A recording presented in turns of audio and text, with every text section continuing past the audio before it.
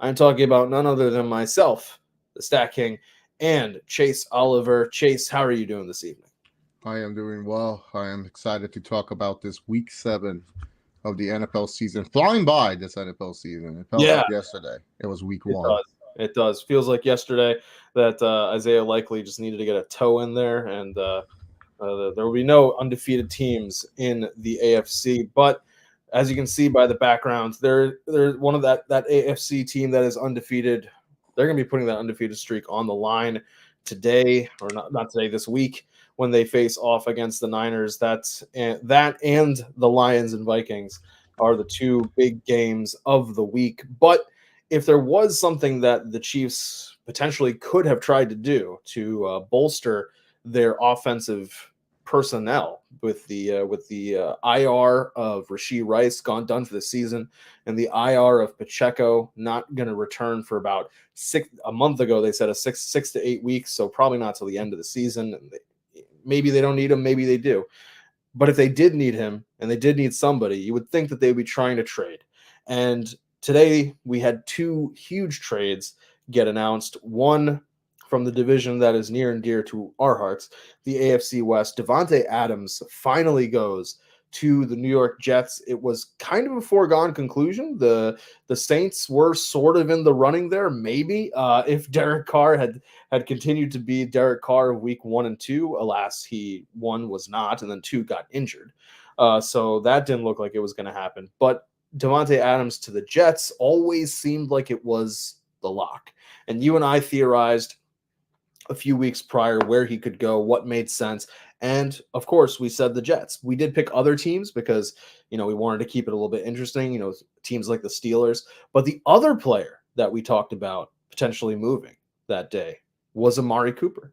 And as it turns out, the Browns trade Amari Cooper from the AFC North. It stays in conference, though. He stays in conference because he is headed up to Buffalo. He's going to be joining Josh Allen and the Buffalo Bills. The Bills realizing that, I had faith in their plan of Khalil Shakir, Keon Coleman, Dalton Kincaid, James Cook.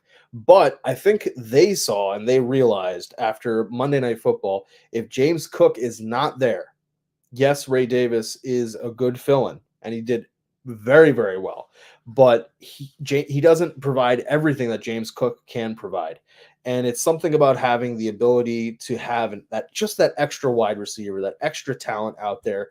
And so they said, you know what, we are going to pull the trigger. They go and get Amari Cooper. It's a third-round pick, which, if you guys remember, many moons ago, uh, Jerry Jones traded Amari Cooper from the Cowboys to the Browns for a 5th-round pick.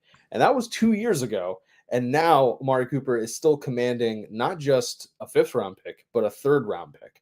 So this is pretty interesting. If you're a Cowboys fan, you're probably kicking yourselves because I'm pretty sure that you would love to still have Amari Cooper, maybe not at the price point that Amari Cooper is asking for, but he deserves every penny. You could make an argument for it, even at the age of, I think, 31.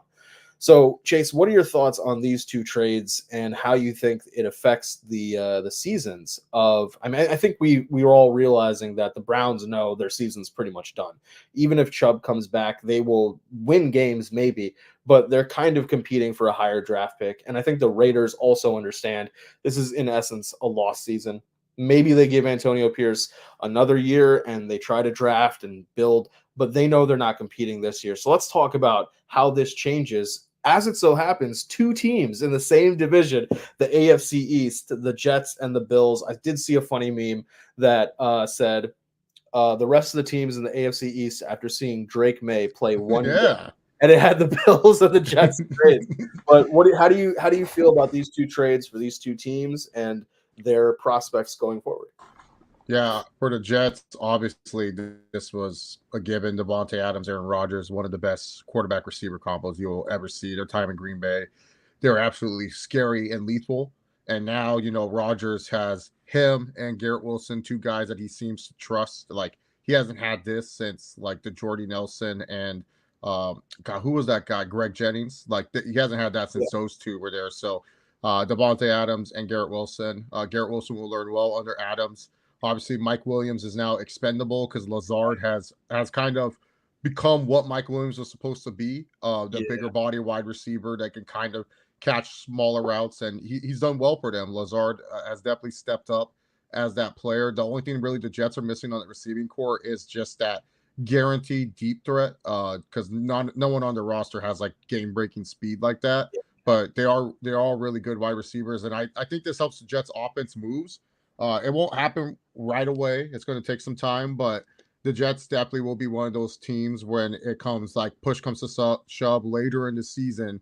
It'll be a scary combination. I've seen many times with Rodgers where he starts slow, he starts like this, people start saying stuff, and then he says something goofy in the media, like when he say, "We're just going to run the table," and then he goes off and almost almost. I think he stole the MVP that year too, which was crazy. So I think this was a good move for the Jets. They only gave up a conditional third-round pick that only turns to a second if Davante Adams makes first team All Pro, or second team All Pro, which he probably won't this year, but will become a second if they make the AFC Championship or the Super Bowl. That's very likely, but also unlikely for the Jets this year. And if you're the Jets, you're kind of like, hey, we do kind of miss this. Like, we still have Rodgers for one more year. We'll still have Adams.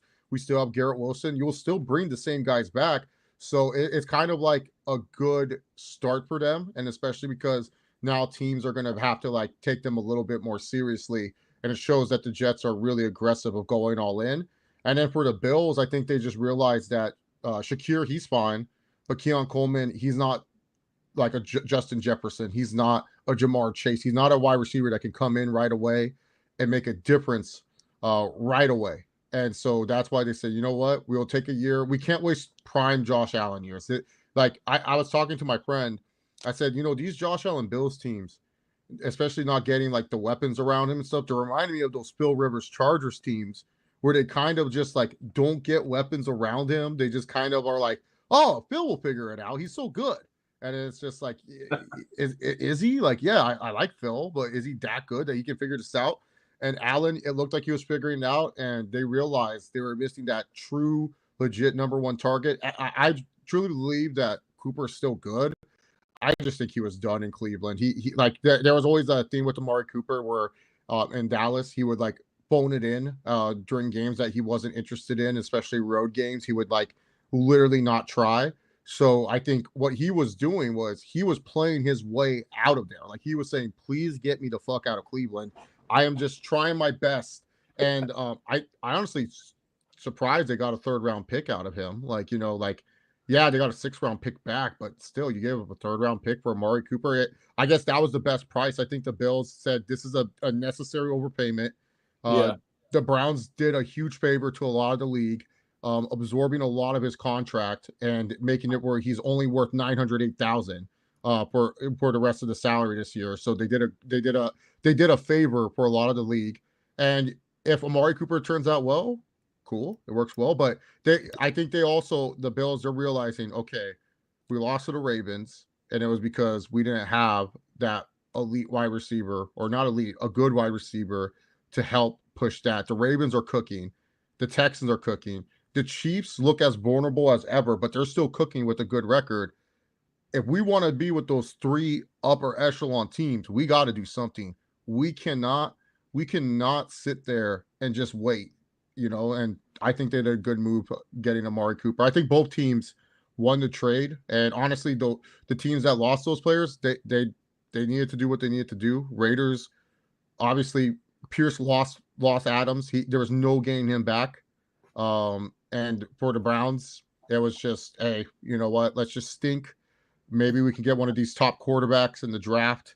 Obviously, Winston probably has done something where they're just like, we can't start this guy. Like, this guy's just way too much. I think the case there is, I think they realized that Jameis, because of what he offers, the highs and the lows, they were like, we can afford, like, obviously we love the highs, but I think they realized that the lows aren't that much better than what Deshaun Watson is now. Yeah. And so they're like, well, if we're going to lose with Deshaun Watson, then why risk the lows of Jameis and potentially put into danger the high draft pick that we would get? Because otherwise, like with the highs of Jameis, we could potentially be picking in the teens Yeah. towards, the 15, 16, 17s of the world. And we don't want that. We want to be picking in that top 10, preferably somewhere near the top 5. And Jameis offers us a little too much, which, I mean, that's the nature of the game with a Jameis Winston. And for people who are kind of concerned about Devontae Adams' cap hit, he already restructured his contract. They added 2 void years so that they were able to bring down his cap hit for this year all the way down to about 3.2 million. Now, they will have to do some creative restructuring for 2025 and 2026, because his cap hit before this current restructure was around 14 million, if I remember right, for this year. But his cap hit for 25 and 26 are respectively $35.6 million. So I don't know if they're going to try to move some of that to bonus, whether they're going to try to move some of that to incentives. We'll have to see. I have a feeling they will. I don't know what's the, and I'm not too familiar. I actually something that I'd like to learn more about. What's the process for adding void years, and how exactly do they work? Like, is there a limit to the number that you can add? We've seen the Rams and the Saints play pretty fast and loose with the concept of void years. They're going to be potentially paying some people for some time, but they were able to, in the years that they needed to, finesse, kind of massage the cap number so that they weren't getting too out of hand with what they were spending to try to field the teams that they were looking to field. So we'll see how that works when it comes to Devontae. And to your point about point about Amari Cooper, yeah, it is a situation where the, it was they're kind of still, this is the end of a 5-year contract that he had originally signed with the Cowboys that the Browns took on when they traded for him. And we'll see what happens. Maybe it is just a 1-year rental. Maybe he gets a 1 or 2 year deal after this. We'll see. But it's definitely going to help the Bills in what has kind of become a arms race, because it's a weird situation of who is trying to earn the honor, it seems, to lose to the Chiefs in the AFC title game these days. Mhm. And you're trying to figure out what's the best super team that you can try to put together to take down the Chiefs. Is it a situation where you try to go defense, or do you try to go offense and just try to keep up with them points wise? But it's tough because of that Chiefs defense. And once again, I probably say this at least once a week on here. The Chiefs look amazing for that 10-year deal that they gave to Pat after that first Super Bowl win. He has definitely earned every penny of it and then some. But what we want to do is earn your likes and your subscribes if you have not already to this channel, and drop us a like and let us know in the chat what you think about these trades. We have Junior Rudy here with us and saying Rodgers wants Xavier Gibson to be the deep threat. He's praised his speed. The Adams trade shows me Aaron is playing in 2025, and they can restructure Quinnen Williams' contract. I would not be surprised if they do that because that defense.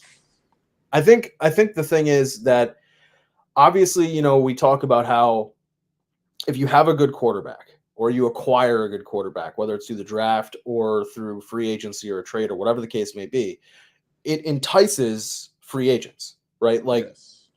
players wanted to come to Tampa because Tom Brady was there. Players wanted to come to Denver because Peyton was there. Yep. Players want to go to the Jets because, and so on and so forth. But what it also does is it helps you retain players.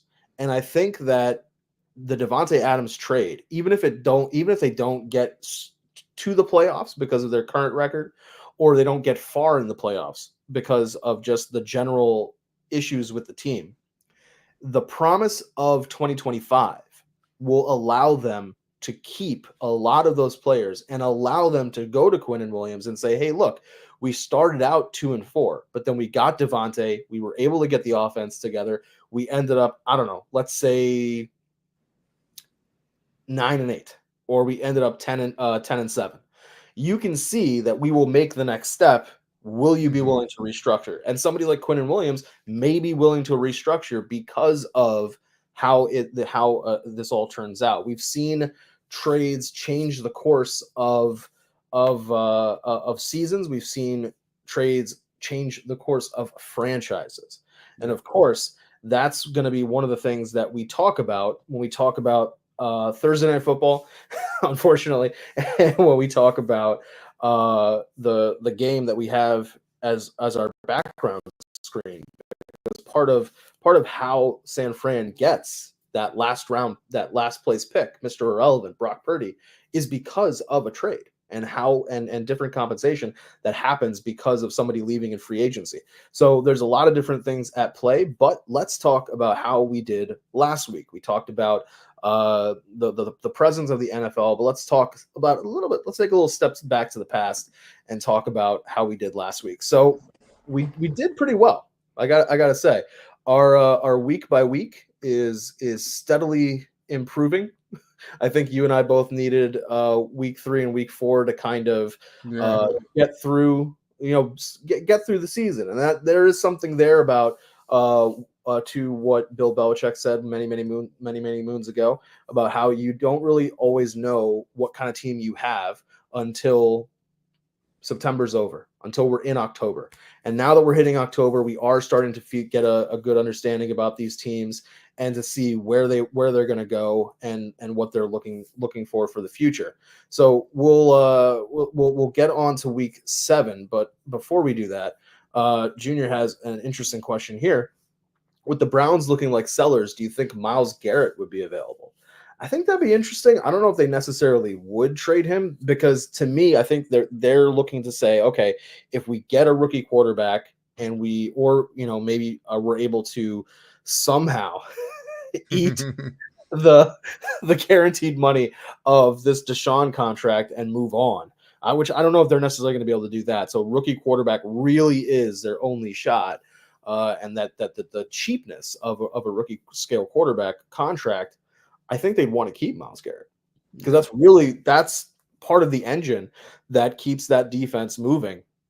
You have to have a player of his caliber there to be able to generate that pressure. But you know what will be interesting? Depending on what the Raiders want to do. Yeah. Do you think Max Crosby gets traded? I think there will be teams interested in Crosby. I think Detroit is like a team to watch out for Oh, Crosby just because of his roots in Michigan. And also, they lost their 2 top pass rushers. They have the thing with Detroit is they have the cap space right now. Detroit has cap space to kind of do a little bit of everything and be expensive. And yeah, because a lot of their top players are still on the cheaper deals until like 2025, 2026. Crosby, you know, I think makes a lot of sense for some teams that are really, really hungry for edge rusher and that could afford him. I think Crosby would get traded before Myles Garrett. I think Myles Garrett's kind of one of those guys, like, if they don't end up doing well and is like late third, kind of like Khalil Mack, where it's just kind of like, this is the last time we're ever going to get good value on him. This is the last right. time we could get like a second round pick for him. So let's go ahead and trade him. Why not? Like, trade him. We didn't think we could get a second for him, even though his contract, there's going to be a team out there that's going to be like, we're just missing that pass rusher. And once we get that pass rusher, we'll be set. So I do believe that Myles Garrett will stay for a long time, but I think Max Crosby, it'll be interesting because trade deadline is what, week 8, week 9? I think Can't it's week. remember. Yeah, so they have plenty of time.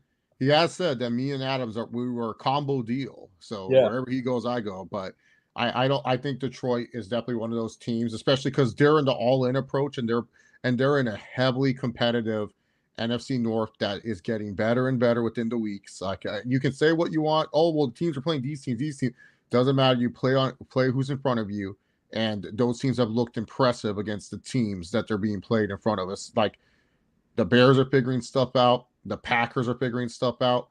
The Vikings we have seen have been clicking. And if you're Detroit and you don't really have a pass rusher but that on the level of Hutchinson on the roster, hey, Max Crosby, you still have Hutch on the rookie deal. You have Campbell on the rookie deal. You have Brian Branch rookie deal. Arnold's on a rookie deal. That's the crazy thing because like a lot of their main key players, most besides like on the defense side of all and Jameson Williams and Jahmyr Gibbs on offense, are all on these rookie deals, so they're able to. Jared Goff's contract looks pedestrian now in terms of being a top quarterback. Like, it's like he's no longer one of the highest paid quarterbacks. He makes a lot of money, but Yeah. he's not compared to like the Herberts, the Burrows, the Daniel Joneses of the world. Jared Goff looks cheap. So like, and cap space will go up again.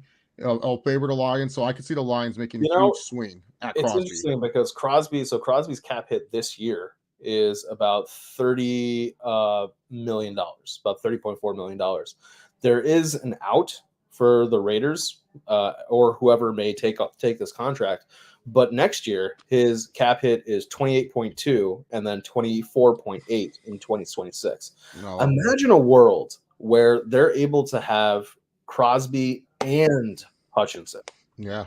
At the same time when Hutch does come back, which granted, coming back from a broken, I think it's tibia, it takes time. And, the rehab on that is pretty intense.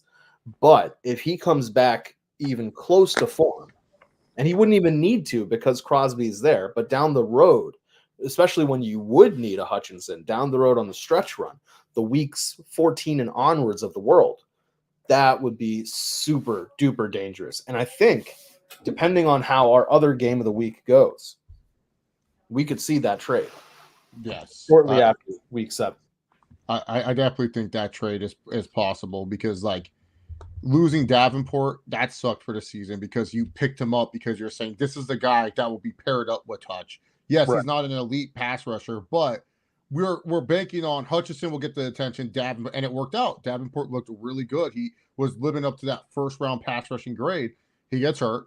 Well, Hutchinson is still a beast, and Hutchinson looked amazing. And then he gets hurt, and now it's just like, okay, we need someone. And against these quarterbacks that you're going against, I know we're putting Sam Darnold on here, but against Caleb Williams, Jordan Love, and Sam Darnold, you need someone that can attack them. And I don't see anyone on the Lions roster that can attack them right now. Especially because the Lions defense is not the greatest. No. It's not a world beater defense, which, all due credit to them.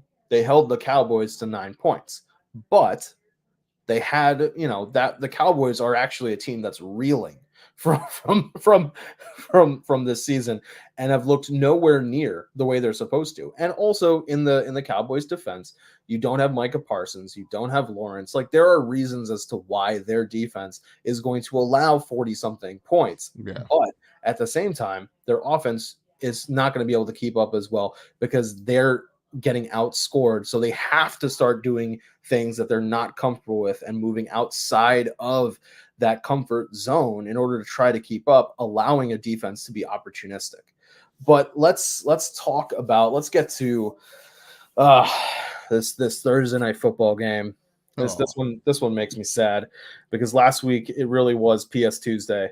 And this week, it is definitely not PS Tuesday because on the first defensive play of the game for the Broncos and the Raiders, Pat Surtain trying to break up he did break up the pass, but on a pass breakup, gets concussed and misses the entire game. And, you and I both picked the Broncos, but I think that game goes a lot different if Pat Surtain is there because way the Broncos defense works, and that's going to play into this, the way the Broncos defense works is Pat and Riley Moss act as islands, and that allows the blitz to happen over and over and over again and bring in the pressure that lets the Jonathan Coopers, the Zach Allens, the Nick Bonitos of the world get home on the quarterback, or at least stop the run so that you have to throw. And that's when Pat and Riley break up those passes and Brandon Jones is safety.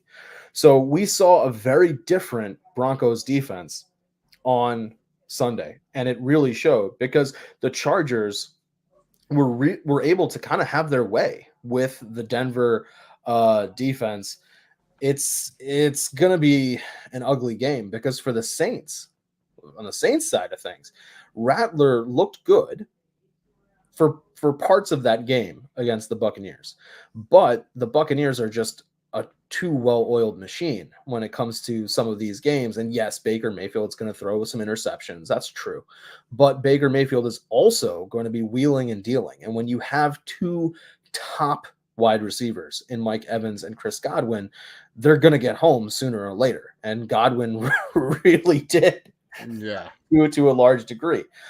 Broncos don't have receivers like that. I may believe in Bo Nix, for down the road, but I fully understand this is his 7th game of his NFL career, and he doesn't have the Chris Godwins and the Mike Evanses of the world. Complicating matters, the Saints now lose Chris Olave, and we don't know whether Olave is going to be playing in this game. We're pretty sure that Pat will not be. He would be guarding Olave. Olave would have to go up against Surtain. So we're not going to get treated to the defense wide receiver showdown that we would otherwise be promised. But it looks as though the Saints will have Rashid Shaheed. I appreciate the fact that the line is that the Broncos are favored, but I fully understand why the line is this close, because it is kind of a almost coin toss game. It's not as coin tossy as Niners Chiefs later in the day or later on Sunday, but it is definitely a coin toss game. I'm taking the Broncos only because they are my team, but I can see any kind of credible argument as to why the Saints win this one. Well, how about you? Yeah, I think I'm going to go with Denver as well. Like the Saints, Rattler kept them in the game, but I don't know. They feel so dependent on Kamara. Like you need Kamara to get going. And if Kamara's not going, that's when the Saints kind of like falter a little bit. And that defense from the Saints that we thought was really good, they let up a lot of easy plays to Baker Mayfield. Like a lot of like plays that I think Bo Nix will do well against. Like Bo Nix in that fourth quarter against the Chargers, where the Chargers were kind of playing soft the rest of the way. I was going to say the Chargers went to prevent. Yeah, but he still made those good throws. He made good throws. And what I like about Bo Nix is that he can improv a lot. And I feel that's what the Saints issue is. They're not disciplined enough to stop these improvisation quarterbacks. And I really think Bo Nix, like the rushing that he brings is very underrated. Like I think he's faster than Daniel Jones, to be honest, because he moves, and I'm like, Jesus, this guy's fast. So I think Bo Nix and the Broncos, I think the defense will be fine, especially if Olave doesn't play.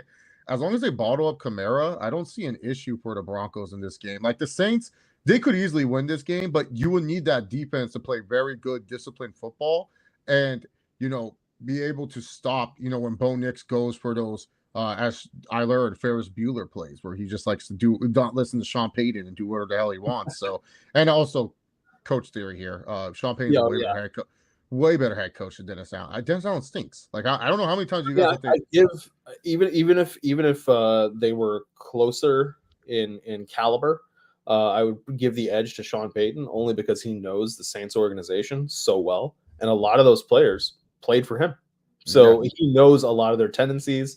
I do give the edge there, but Denver's weaknesses have been stopping the run and stopping tight ends.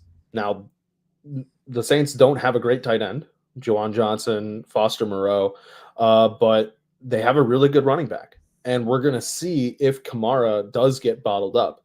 If to your point, he does get bottled up, I think that Riley Moss is good enough to be able to hold Rashid Shaheed, and then if he gets past him, Brandon Jones is going to be able to keep Shaheed from getting those really long like touchdown plays that he somehow gets, those like somehow 40-yard bombs. The question also is, will Rattler be able to make that throw versus a Derek Carr? That's also going to be a factor in this one. Rattler he didn't look bad. Like he didn't look terrible. Like to the point that obviously they drafted Rattler to be the future. I would not be that mad if they were just like, we're gonna at this point just turn the keys over from the Carr to the Rattler, and see what the kid has, because it's not like you kind of know at this point what you have with Derek Carr, and he needs that defense to play so good that he can just be able to just be there and be that bit of a game manager, and yes, take those deep shots to Shaheed when they're available, but at the same time, not make mistakes. And they have the out on his contract is after 2024. And we got to think about this. His cap hit is $12 million this year. His cap hit in 2025 is $51 million. And I get that quarterbacks now are getting overpaid or getting paid much higher. Let's not say overpaid, but they're getting paid much higher. But I don't think anybody would make a credible argument that Derek Carr is worth $51 million a year, especially if I add in the fact that in 2026, because they'd have to take the out. In 2026, the cap hit will go from 51 to 61. He's definitely not worth 61, even with a rising salary cap. So I wouldn't be that surprised if the Saints turn to Derek Carr and say, you know, Derek, take your time. Take your time getting back. Let's let the rookie, let's see what we got here with the rookie and kind of go from there. I would not be surprised at all. Because Rattler provides improvisation. At least he can move around in the pocket. He's not Carr's just so stiff. He doesn't even move in the pocket anymore. He just kind of stand. That was the one thing about Derek Carr before his first injury with Oakland was that he would be able to move around the pocket and extend plays. He doesn't even do that anymore. He just stays in the pocket and gets hit. Rattler, at least he can has the athleticism still to at least improvise, and it's up to the Saints receivers to respond to what their quarterback is doing. But if there's a team that has wide receivers that respond to what the quarterback's doing, it's both of these next teams. Now, granted, for one of them, the guy that responds the most is not on the field because he's on IR. But the Packers and the Texans have two really good wide receiver groups. They also have two really good running backs in Josh Jacobs and Joe Mixon. This is going to be a treat. This is going to be a fun game to watch. If we didn't have the monumentalness of the Niners and the Chiefs and the sheer fun that's going to be had during Vikings Lions, this would be my pick of the week for what should be the most entertaining game, because the Texans are coming in with all guns blazing. They have been looking really, really good. 5-1, lead the division, 3-game win streak. The Packers, 2-game win streak, 4-2. They're third in the division only because the Vikings are who they are and the Lions are who they are. But we're going to be finding out what happens there later on Sunday. But these are two really good teams. The Packers survived losing Jordan Love for a couple weeks there in the beginning. He came back, has stepped in, has looked just as good. I can definitely understand that there's some home field advantage here on the line as for why the Packers are the favored. The Texans, yes, without Nico Collins, but that doesn't seem to be limiting Stroud that much. He's finding Stephon Diggs. He's finding the Tank Dells of the world. They're keeping Dalton Schultz involved. If this was a week ago, if this was, let's say 2 weeks ago, and Mixon wasn't back, I could definitely see a world where the Texans struggle a little bit more. But with Mixon back and the way he looked, it's a very competitive Texans team. I'm going to take this one's also a little bit of a coin flip, and I can understand why. I'm going to take the Packers on this because I like the Packers' ability to play a little bit more conservatively and then go up tempo when they need to. The Texans seem to be much more of a balanced offense, whereas the Packers can look like they're slumping on offense, but actually they're intentionally being ball control, whereas the Texans have to do a little bit of run, a little bit of play action, keep things moving both ways. The Packers really can commit to the run with the Josh Jacobs of the world. He provides a little bit more of a bruising power back aspect as opposed to Mixon, who's a little bit more of he's definitely not like a pure scat back or elusive back if you were playing Madden, but he is a little bit more of that get him in space, do outside zone runs.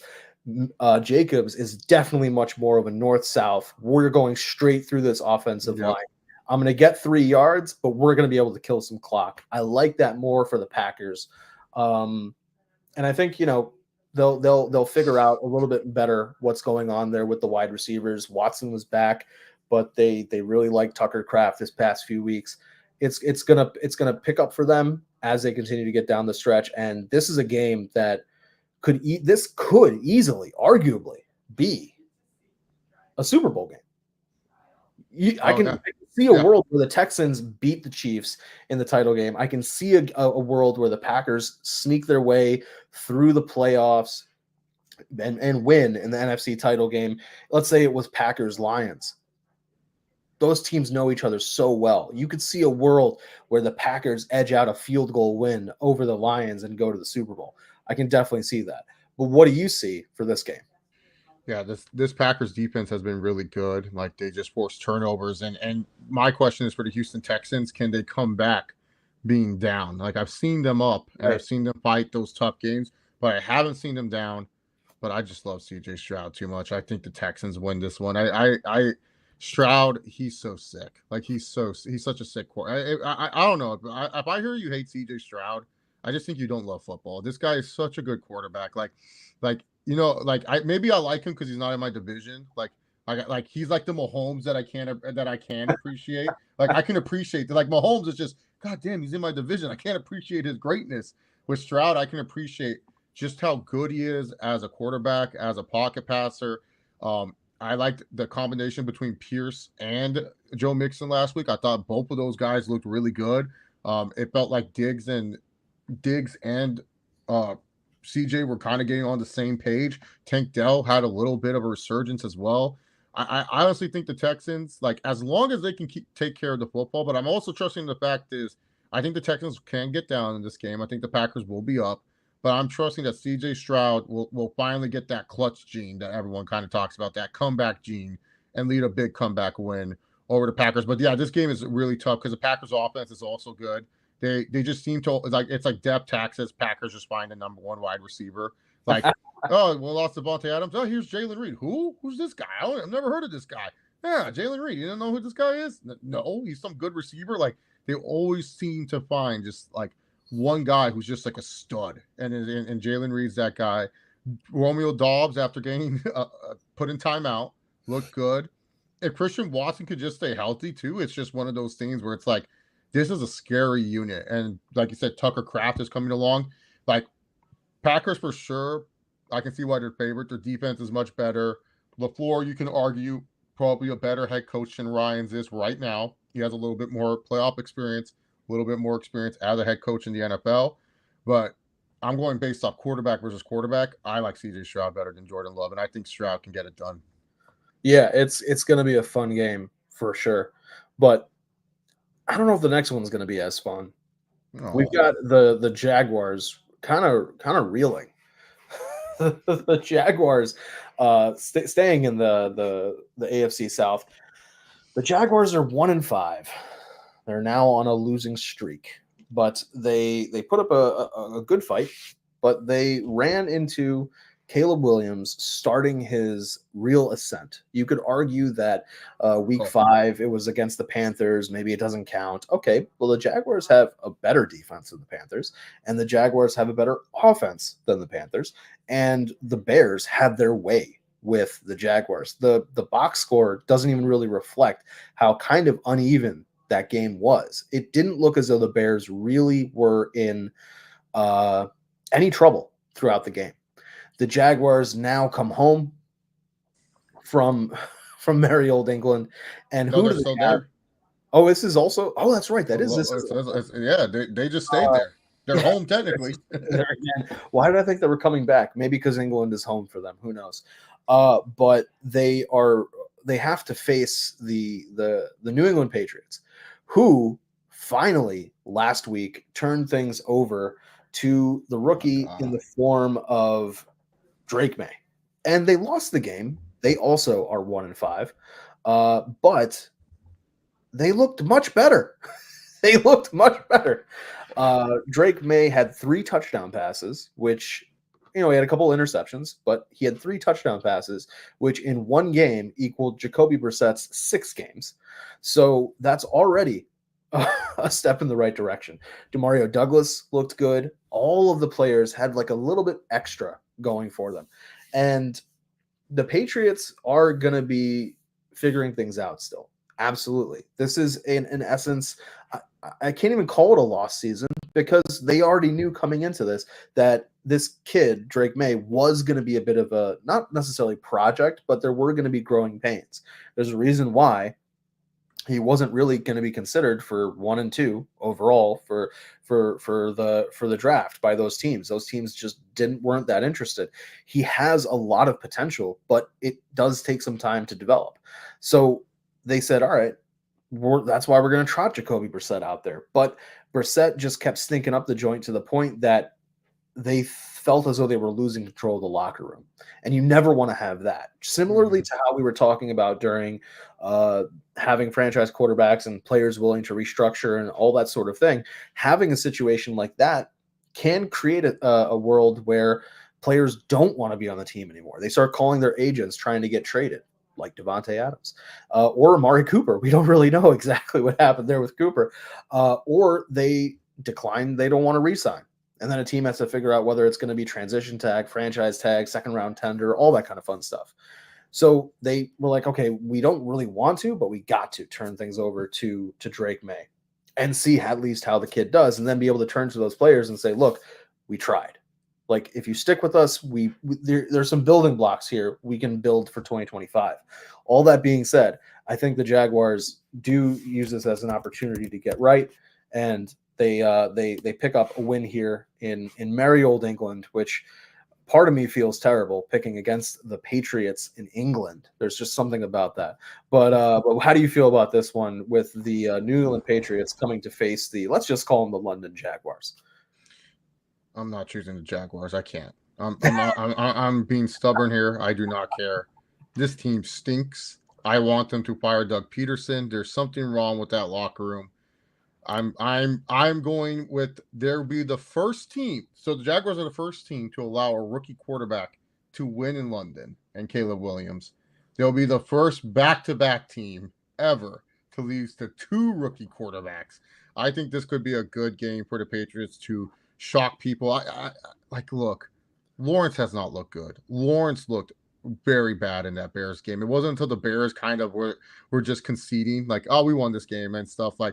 That's when he turned it on. And that just feels like what Lawrence is at right now. Like, I don't know if Etienne is healthy. Probably better if he doesn't play. He's stunk this whole time. Like, he has not looked like the same running back like that everyone thought. Bigsby and Dearness Johnson, they seem like they are the 1-2 punch right now. Yeah. The receivers, like Brian Thomas Jr., as much as we rave about him, he couldn't catch the football when it mattered. Like, there's like 3 key drops that this guy had where it's just like, dude, you should have caught that. Like, especially if they're banking on you as their number one. Gabe Davis, yes, had 2 touchdowns, but he also dropped 2 crucial passes as well. One of them could have been a touchdown that would have, instead of being them up 3-0 against the Bears, could have been up 7-0 against the Bears. But I just feel they give too much opportunities to these quarterbacks. I think May also, he's also a sneaky good athlete, so he can also run. But I also think the May transition, look, I'm sure the Patriots have really nice season ticket holders.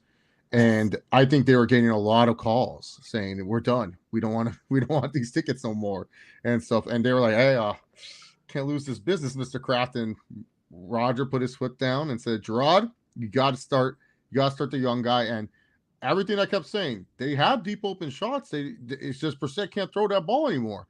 And look at that. Keyshawn Boutte caught a nice wide open deep pass. Demario Douglas living up to what he could be as a pseudo number one as of now. I think he has the potential to be their Patriots number one wide receiver. Nothing top. That room is so open. Yeah. So for me, I like what I saw. I also think the Jaguars, it's just one of those things. Like, I don't know. I think Doug Peterson's lost this locker room. Like, this guy literally said that the culture has to change. Like, after this loss against the Bears. Exactly. I just couldn't believe it. I just feel he loses, and just like Coach Staley last year, they leave him in London. They said they didn't even buy him a ticket. They just go find your own flight home, buddy. You're not traveling with the team. Like, honestly, they probably would have fired him after this game, but because of the fact that they were in London, they're probably like, we'll wait. And I just feel that this team, like, but that's the classic wounded animal, like coaching for your job, trying to save the job. I don't think he understands. Like, I think Doug Peterson just thinks he's safe. Like, he did not show any urgency when down 14-3. Like, it's like you guys are down 14-3 and you're still with your game script. I gotta run the football. I gotta do this. It's like, no, you gotta change some shit up. Like, you can't just be like the talent. Like, obviously the Jaguars have talent. I've said this Yeah. before. You show me a paper of the Jaguars roster, I would think they have to be one of the best teams in the league. The problem is this talent is not playing like their defense was playing contain on Caleb Williams, and Caleb Williams still found a way to get like 50 plus rushing yards because they weren't trying to attack him as a quarterback. They were playing contain, and it's like, I don't know. It kind of works if you just pass rush him and confuse him with some blitzes. I think that would work a lot better than just making sure he doesn't beat you with his feet. And yeah, they just didn't look good. And I could see it where Drake May, like, there's not a lot of tape on him. They're just going to look at it. They're like, oh, we just have to stop this. And then May just has like one of those sick games. And then we talk about how, oh, is this a 3 QB race between Jaden Daniels, Drake May, and Caleb Williams for Rookie of the Year? So I can't choose a Jaguar. I refuse to choose them. Like, until they get rid of Peterson, then I'll choose them. That's fair. That's fair. But if he needs to book a flight back by himself from England, maybe he can hitch a ride with a Falcon or a Seahawk. Ooh. As we move to this next game, we have the Falcons looking pretty good on a 3-game win streak. Look at these Falcons. 4-2 atop the division because they are undefeated against the division. When you're playing teams like the Panthers, you can be undefeated in the division, but one of those wins is against the Bucks. Let's not forget that was a great Thursday night football game. But now we have the Seahawks coming to town. The Seahawks, another team reeling. Definitely not where they were supposed to be, where a lot of people thought that they would be. Many people felt that they would be in the mix. And granted, they are in the mix for their division, but that's only because of some weird, like, stunning upset losses that the Niners have had. Not because the Seahawks have been playing very well. It's because the Niners have not been playing very well. So yes, they are both the Niners and the Seahawks are 3-3, but it feels a little bit different because the Seahawks were 3-0 a couple weeks ago, and now they're on a 3-game losing streak. And Geno Smith is kind of part of the problem because he has looked good, but when he has looked bad, they have not been able to overcome the problems that Geno Smith can cause. He's looking a lot more like New York Jets Geno these days than he has been the Geno Smith of 2022 and 2023. And, it sucks because that Thursday night football game against the Niners, it was on his birthday, which, I kind of feel a little bit bad about. Like, throw 2 interceptions and lose on your birthday. Like, that sucks. But they had a chance to win that game. The Niners gave them opportunities to get back into the game because, like I said, the Niners have not been playing like the San Francisco 49ers, but they couldn't capitalize on it. And the question here is going to be whether or not they can capitalize against a Falcons offense that really has been clicking. There was some concern that Drake London would miss week 6 after a little bit of an injury at the very tail end of week 5, but he played and played well, and the Falcons have seemed like they're finally getting Bijan Robinson and Tyler Algier. They're finally figuring out how this 1-2 punch should work. Bijan picking up, I think it was 1 touchdown. It might have been 2 touchdowns. I forget right now off the top of my head, but I know he scored at least once. And looking more like the game-changing running back that he was always kind of promised and supposed to be. I think a question here is going to be how the Falcons are able to properly use Kyle Pitts. And it's something that we say week in and week out, but they cannot seem to really get him moving. And I don't really know exactly what the problem is there. Last week against the Panthers, 5 targets, 3 catches, 70 yards. But I mean, that's also what he's supposed to like. It's the Panthers. You should be able to do things against the Panthers. Yeah. And Bijan did have 2 touchdowns, and Algier goes for 105 and 1 touchdown. If the Falcons can run the ball like they did last week, they win this game. Oh, because the Seahawks have proven that even though you have a DK Metcalf, even though you have a Lockett and a JSN, Geno Smith is still the quarterback, and when he makes those mistakes, they are amplified by how much of a hole the Seahawks can fall into. And I guess it's weird because I do have that tendency to pick favorites here, but I don't see a world where the Falcons are losing this game because their defense is good enough to at least give Geno enough trouble to cause one or two of those mistakes. This can be a field goal game or a one touchdown game, but I think it favors the Falcons. Yeah, I'm with you on that. I think the Falcons, like they're really good. They figured out this offense, and this offense is really, really good, especially when you get both Bijan and Algier going. And if you can figure out how to get Kyle Pitts unlocked a little bit, and that's going to be, it's a scary offense. Kirk is kind of finally back to what, like last year, what I thought was that I literally thought Kirk Cousins was going to win MVP last year before he got injured because he was playing at an MVP level. Like if you look at Kirk Cousins' stats and the Vikings, I thought, wow, Kirk Cousins definitely like an MVP caliber guy. He's playing well, and when you have those two dudes running the football like that, and you take a pressure off your quarterback, that makes the quarterback's job a lot easier. The only thing with the Falcons is like the defense, like for them to take that next jump, they really need to get better at getting to the quarterback. Their sacks are just like trading for Judon has not made a difference. Like Matthew Judon, he's one of those players I always tell people, like I know he's great, but whenever I watch him play, he becomes like a top 10 player of all time for me. I'm just like, what the? I know Judon's great, but I didn't think he's that. It's like AJ Espinosa. AJ Espinosa on the Bills. Anytime I watch a Bills game, this guy plays like he's the top 5 dude in the league. I'm just like, bro, AJ Espinosa is not this nice. Like, why is he always? It's only when I'm watching. It's never like anytime I watch a national TV game, Espinosa makes like a 6 sack or he does something.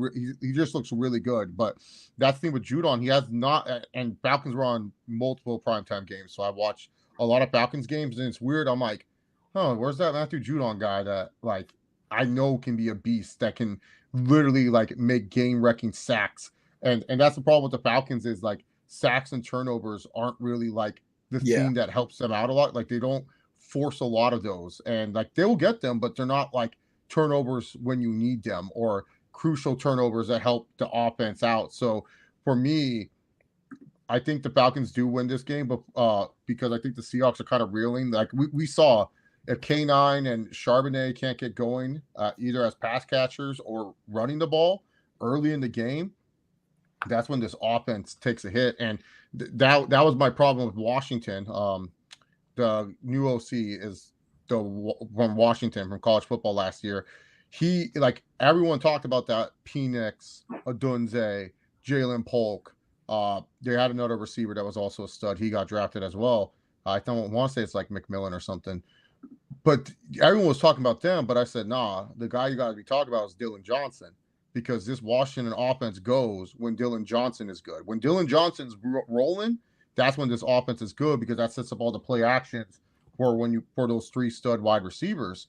And the problem is that when K9 is not rolling, when Charbonnet is not rolling, that's what causes issues. Because then when you ask Geno, hey, you got to throw the ball for us, he just makes these bad reads. He just makes these crucial mistakes that literally cost him football games. And it cost him against the Niners because there was times like it almost happened where the Niners were up and they almost let a comeback happen. And then Geno threw some crucial interceptions. And I think the Falcons, they will win this game. They have the better offense. Defensively, I just want to see more from them. Like this is a good test for them defensively. Can they get a good turnover? Can they get a big time sack when it's needed? Because if you can't get those now, I don't know how you're gonna get those in January. Yeah, because to your point, the Falcons really are middle of the road defense wise. They're 17th in yards allowed, but they are they're 17th in points allowed, but in yards allowed they are not good. They are towards they are 19th in yards allowed. And last week against the Panthers, which granted Andy Dalton has kind of revitalized that team to a great degree, 0 sacks. They did force 2 fumbles, but they didn't recover either of them. So there wasn't a situation where they were really able to get that many turnovers. They did get 2 interceptions, which is great, but part of that is just Andy Dalton is going to Andy Dalton. Is Geno going to Geno? That really is going to be what this game turns upon. But one player that we definitely can always count on. A dog, dude. You know where I'm going with this. I love him. Please. I do not care. I do not care. NFL team, if he does not work here, you sign him and you start him for my enjoyment. This guy is such a treat. If there is one player who will always be able to provide a source of some kind of entertainment and a turnover, it is none other than the quarterback for the Tennessee Titans, Will Levis. This is a guy who really helped out the Colts defensive rankings, because last week against the Colts, he goes 16 for 27, 95 yards, 1 touchdown, 1 interception, which is batshit insane. When you have DeAndre Hopkins, Calvin Ridley, Tyler Boyd, and Chiggs Okonkwo, and Tony Pollard, and Tyjae Spears on this team. Not only that, the other receivers that the Titans have been working for years, the Kenny Westbrooks, the Treylon Burke, this guy, when he took out the ball boy, I was in tears. I could not believe. I was just like, how is Will Levis going to make me laugh this week? And he dives straight first. And that poor old man tearing his. And the best part is, he looks annoyed while this is all happening. He's just like, hey, why are we playing the football? It's just like, bro, you killed the poor ball boy's ACL. Like, Jesus, show some heart, man. Like, when people talk about, well, I don't know why the Bills are taking Josh Allen. Josh Allen, he's unproven. Will Levis is what Josh Allen was supposed to be for people who hated Josh Allen. When we talk about Josh Allen and the progress that he's made and everyone loves it, oh, Josh Allen's sick and all that, this is what Josh Allen could have been, what Will Levis is. Like, I've never seen it in my life. I've seen bad starting quarterbacks, Christian Ponder. I've seen mediocre starting quarterbacks, Josh Freeman. I've seen good starting quarterbacks, a lot of great starting quarterbacks. I've never seen a starting quarterback. One drive just looks phenomenal. You just say to yourself, this is why they buy into Will Levis. This is great. Then the next drive, he's killing a fucking ball boy. Like, diving out of bounds for no reason. Like, throwing away in that same drive where he kills a ball boy. He literally, no pass rush, just launches a ball and sails it into double coverage. The fact it didn't get picked off was absolutely amazing. I was just like, this guy is not real. Like, how is this? Like, if I'm Bryce Callahan, whatever just for men you have, you got to double that, bro. Because this guy will give you gray hairs at the end. Like, he is so, like, I'm so glad he's not my quarterback. Like, just watching the Will Levis experience is good. Like, I said a few weeks back, Will Levis is bad when Titans fans are convincing themselves, you think, like, Bryce Young could be better? They've seen Bryce Young play, and he has never amounted to what Will Levis has ever done. And they are convincing themselves. Like, that's how bad this guy is. But it's so good. I swear, there's 32 teams. Please. Like, there's got to be a team that when they give up on their quarterback, just trade for Will Levis. Let Will Levis be Wait. Imagine if he somehow becomes the quarterback for the Raiders. Oh, my God. That would be. We would each have to watch them twice. I would love outside of any other game. I watch AFC West games more than any other games. That's what I do too. So I would be at least entertained. I would just be like, oh, he's such a Raider too. Like, oh my God, everything, dude. Like, if Devontae Adams thought he was gonna die with fucking Jimmy Garoppolo, oh, he's dying with Will Levis, bro. Like, this guy is absolute. Like, the stat that it was impressive to me: 9 targets for Calvin Ridley, 0 receptions. I was like, how'd you throw 9 balls to Calvin Ridley and you didn't get one of them? Like, I watched all of them and they sucked. But yeah, Will Levis, he's quite actually the most interesting guy I've ever watched play football. Like, I've seen guys, but I've never seen a guy like him. He is just so interesting. Like, I don't know how you can look phenomenal one drive and look dog shit the next. Like, this is It's great. this is something that I cannot like because Baker Mayfield, like Baker will do this, but it will be the whole game. Either Baker looks great the whole game, or he looks like dog shit the whole game. Will Levis just changes faces. You like, never know. Like, you never know what you're gonna. It's the unpredictable chaos, and every week, and it's just like and the thing is, he's trying. That's like the funny part. Like, it's not that he's doing this on purpose. This is what Will Levis thinks works. Like every single week, there's a funny play that he does, and it's like, or something funny. And I'm just like, dude, how do you not like? He's like so unaware of this too. Like, oh man, Levis, he is the gift that keeps on giving. We don't know whether or not we will be seeing Amari Cooper do much of anything in this game. Maybe just towards the end of the game, running some routes, because I don't think there's really a chance that the Bills are losing this one. It's the most lopsided pick, lopsided line, and I think you're with me on this one. The Bills could be missing everyone but Josh Allen, and I would still choose the Bills. Like Will Levis will find a way. Like Will Levis, I honestly think the funny thing that's going to happen is Will Levis will throw a pick six to DeMar Hamlin and get trucked by DeMar Hamlin somehow. I think that's what's going to be the funny thing that happens, where he literally throws to DeMar Hamlin and Hamlin trucks him, and then Will Levis is hurt for some reason. Yeah, the Bills do. If this was in Tennessee, I would agree with that, Junio, because it's the traveling Amari Cooper on the road. He's going to be like, I don't want to run my routes and stuff. Like, I could see that, but if this was in Tennessee, sure. And stuff. Tennessee, it sucks too because their defense keeps them in games. It's not like their defense is like great, but they keep them within the games and stuff like that. Like they do. It's just Will Levis is just like, not on my watch. I'm making sure. Crazy? You know what's crazy? Actually, that reminds me. So far, in the top 10 of teams for yardage, the Titans are number 1. Yeah. Now, granted, they haven't played, the only 5 games, but they are number 1 in yards allowed. And if you do an overall, like just overall defense, in the top 10, they're 9. Yeah. How they have kept the Titans in games needs to be studied. Even though they have lost, they've ended up losing all of them. How they've kept their losses, I honestly, is not because of them. It's because Will Levis puts them in horrible situations, like a pick six that against the Bears, a horrible pick against the Packers. Like they're always playing on short fields. Like that's the problem with the Titans defense. It's like they're a good defense. Like the Titans defense, like Abduzue and L'Jarius Sneed, they literally make sure your receivers cannot go 5 yards deep. Like once they hit 5 yards.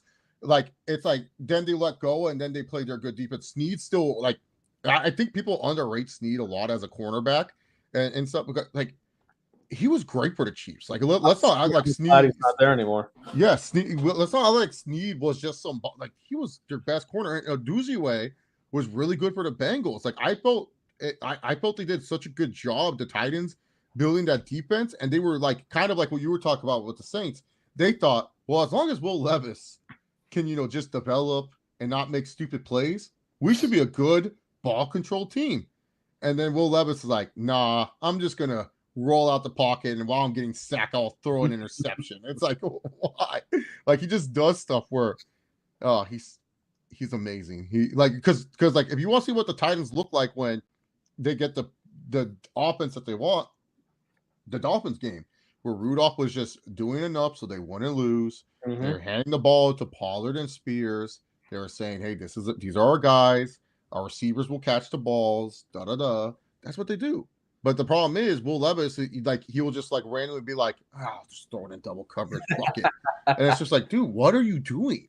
Like he just throws these balls that make no sense and stuff. So, but yeah, no, the Titans defense, they could catch the Bills lacking, but unfortunately, it's just Will Levis will just make their jobs a lot harder, like he's been doing all season. Shout out to DeAndre Hopkins and Calvin Ridley for you're not winning games, but you are setting up yourselves and your kids for the rest of your lives.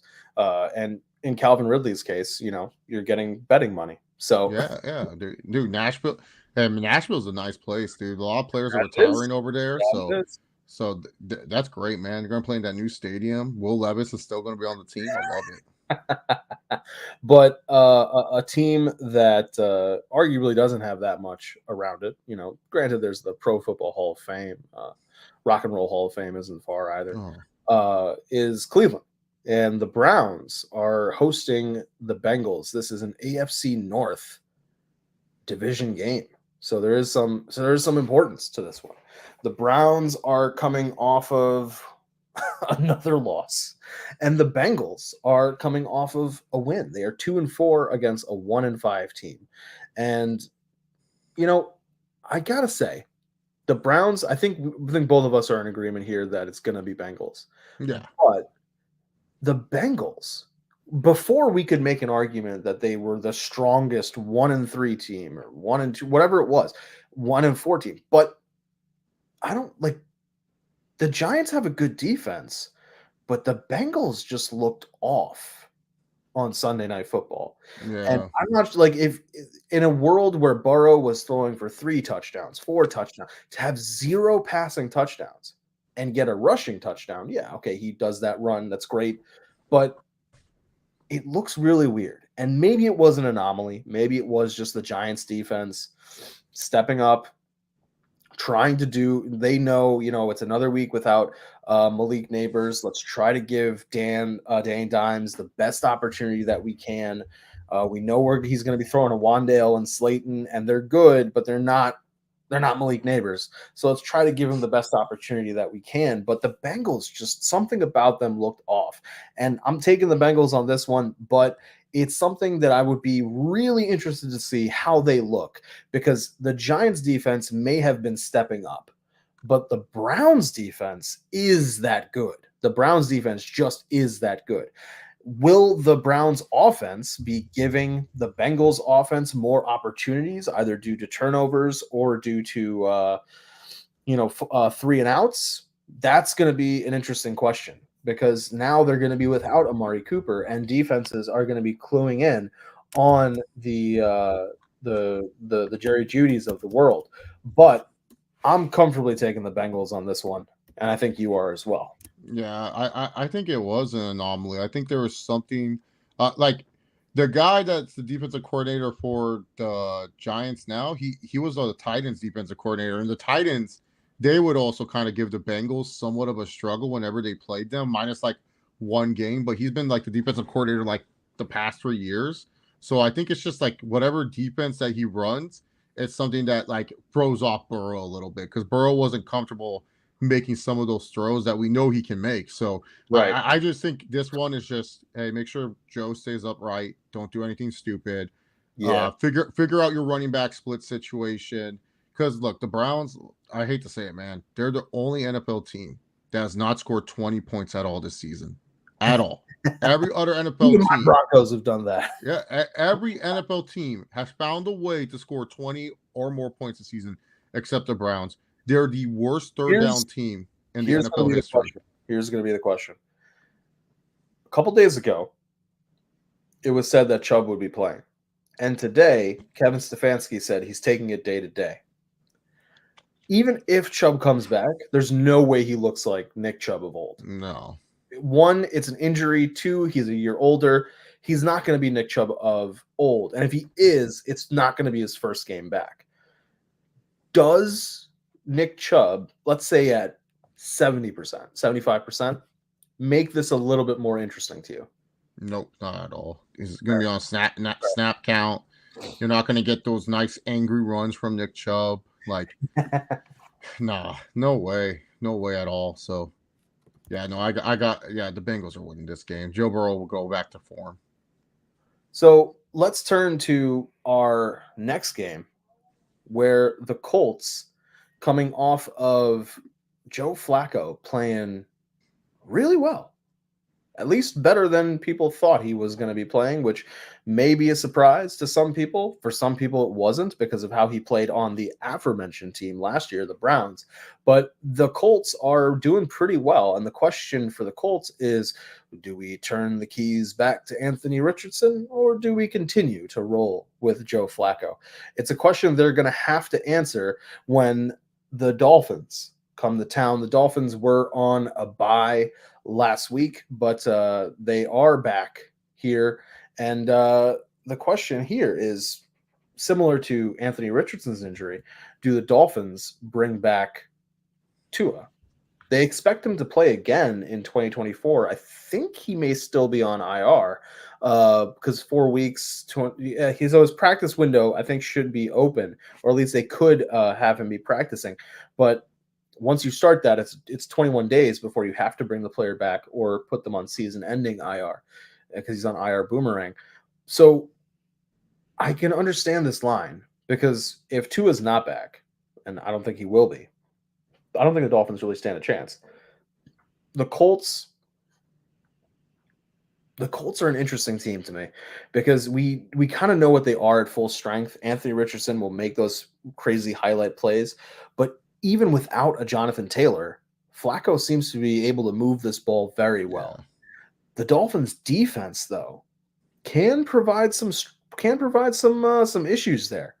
I'm gonna take the Colts in this one, but I can see a weird world where a late Joe Flacco interception lets the Dolphins kick a field goal and they sneak out with a win.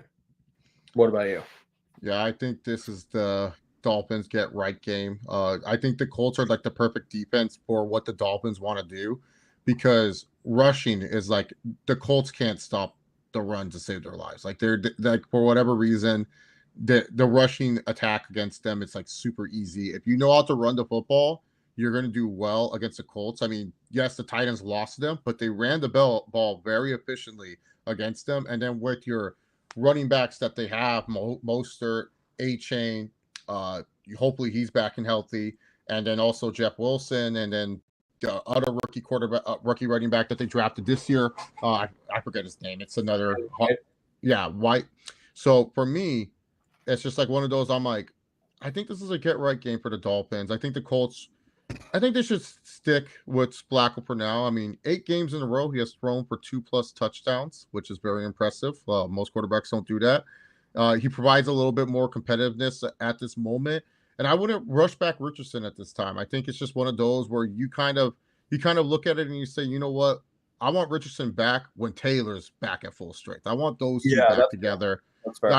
I don't want Richardson going back there and we don't have like Sermon's good, he's serviceable. But I just think if you're the Colts and you kind of know it's like, look, we're a wild card team at this point. We're not catching up to the Texans. We can try, but we're not going to catch up to the Texans because most of the Texans' losses might be to NFC teams. They're not going to probably lose to a lot of the AFC teams. The Texans, maybe like the bigger matchups like the Chiefs and stuff. But then you also lost to the Chiefs and stuff. So you're going to be also in tiebreakers. And that's one of those things where the Colts, like, I just think it's like, let's reset when we have full strength and see what we have. And if Richardson sucks when Taylor's back, then cool. We'll go with Joe Flacco for a little bit. Quarterback draft class is not that bad. Maybe we just replace Richardson with Milroe. And it's just like we just say, big Tony. We got Big Tony. We got the bigger and newer version of you here. And then it's like, oh, okay. I'll never give him Big Tony. Big Tony will always be on my dynasty teams. I'll just even if he's a backup. You were saying that because in the dynasty league we're in together, you've got. I love Big Tony. I'm a Big Tony truther. He throws the football the right way. He runs the football the right way. No, I'm choosing the Dolphins. Give me the Dolphins. Oh, you're taking the Dolphins, right? Yeah. I'm taking the Dolphins. I will say this. I looked it up. Because of the Miami's bye, Tua won't be eligible to return until week 8. Okay, so it's definitely not Tua. He won't be here. Yeah, I still think it's a get right. It's the perfect get right game because of the fact that running backs just feast on the Colts defense. I think it's a good get right game for them. And then I think Mike McDaniels, maybe he was just stressed. Maybe he just needed to have a week off or he smoked some weed and maybe he saw as he was smoking, he saw some game tape and he goes, "Yeah, man, I could attack that definitely. Oh, why didn't I just do this the whole time? Oh, you mean I have Tyreek Hill on my roster?" Yeah, I think if you're a frustrated Hill fantasy owner.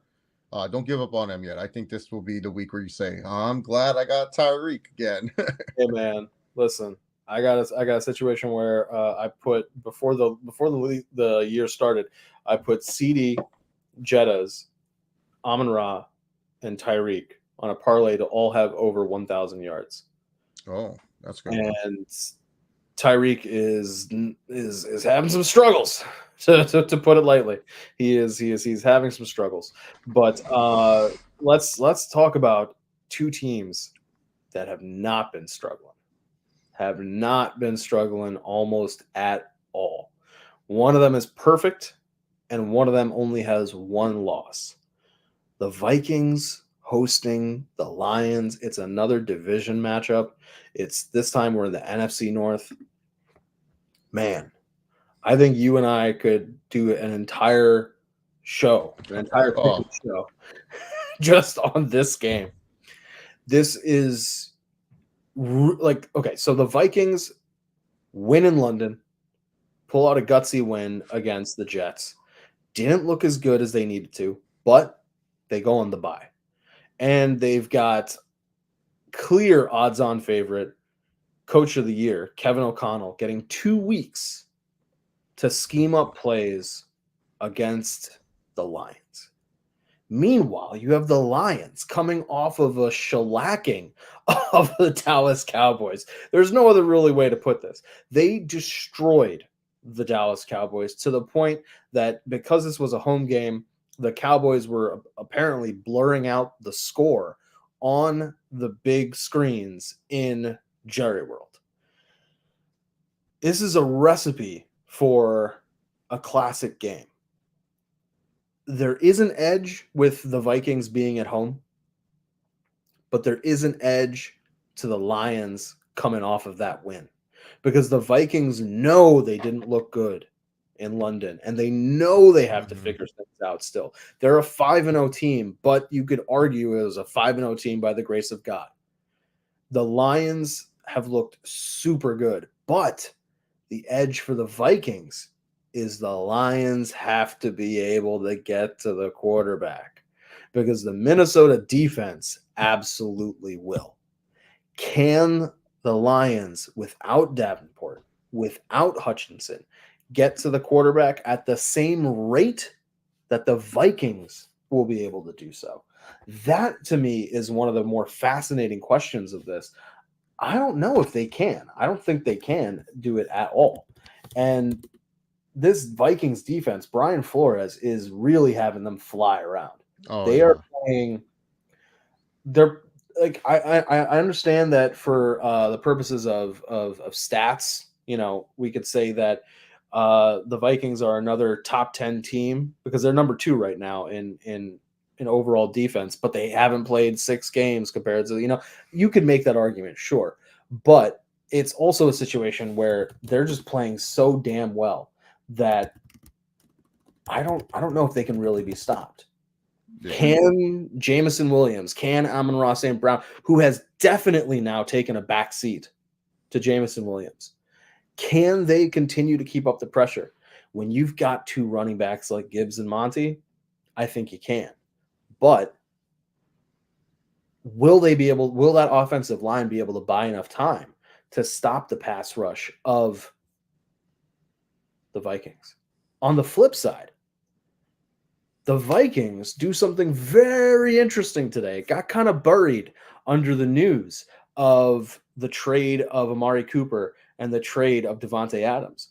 But they traded a 6th-round pick to the Texans for Cam Akers. Cam Akers was on the Vikings last year. Yeah. He goes to the Texans, and now he's back on the Vikings. I hope he didn't sell wherever he was living in Minnesota, because sir, you're headed back to Minneapolis. I think wasn't he living with Kevin O'Connell? Like I think that's what that was. I think that was a story. He was like, they said like, yeah, he lives in O'Connell's basement, and I was like, what? So the question there is, what's going on with Aaron Jones? Yeah, is Aaron Jones going to be healthy? Because we've seen Ty Chandler, and Ty Chandler doesn't seem to be the answer. Cam Akers knows the playbook, knows how to run a Kevin O'Connell offense, has looked good. Also, not an Aaron Jones. But can he be a suitable enough replacement for Aaron Jones for the purposes of one game? And when you are 5-0 and the team you're playing is 4-1 and in your division and can take the division from you, and it's the home game because the next time you play them, you're going to be in their house, that's worth a 6th-round pick to me. Yeah. Oh, yeah. That's Momentum is absolutely worth a 6th-round pick to me. Yeah, I would have if they're like, we want a 5th-round pick, I've been like, take it. It's fine. This is a game that the Vikings have to win because this NFC North is so tight. The Packers are 4-2, the Bears are 4-2, the Lions are 4-1, and the Vikings are 5-0. There is no margin for error. It's so razor thin. After all that's said and done, I'm taking the Vikings almost solely because of home field advantage. But man, if the Lions win this game, I don't want to say that it's they win in the division, but that rematch in Detroit is going to look really, really interesting, and it's going to put an interesting spin on every single NFC North game going forward because all of those teams, like I said, it's so tight right now. The Bears are finally figuring it out. They're firing the way you and I thought they would after Hard Knocks, especially after we did the Hard Knocks review, which was after week 1, and we were talking about how the Bears offense should look and what they should be doing, and they started doing that. Man, NFC North, easily the most fun division in football this year. But what do you think about this one? This one is one I'm going to be having my eyes glued to on Sunday.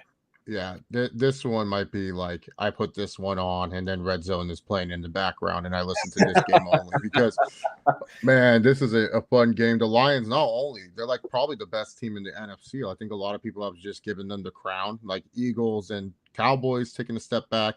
The Niners record isn't what they were supposed to be.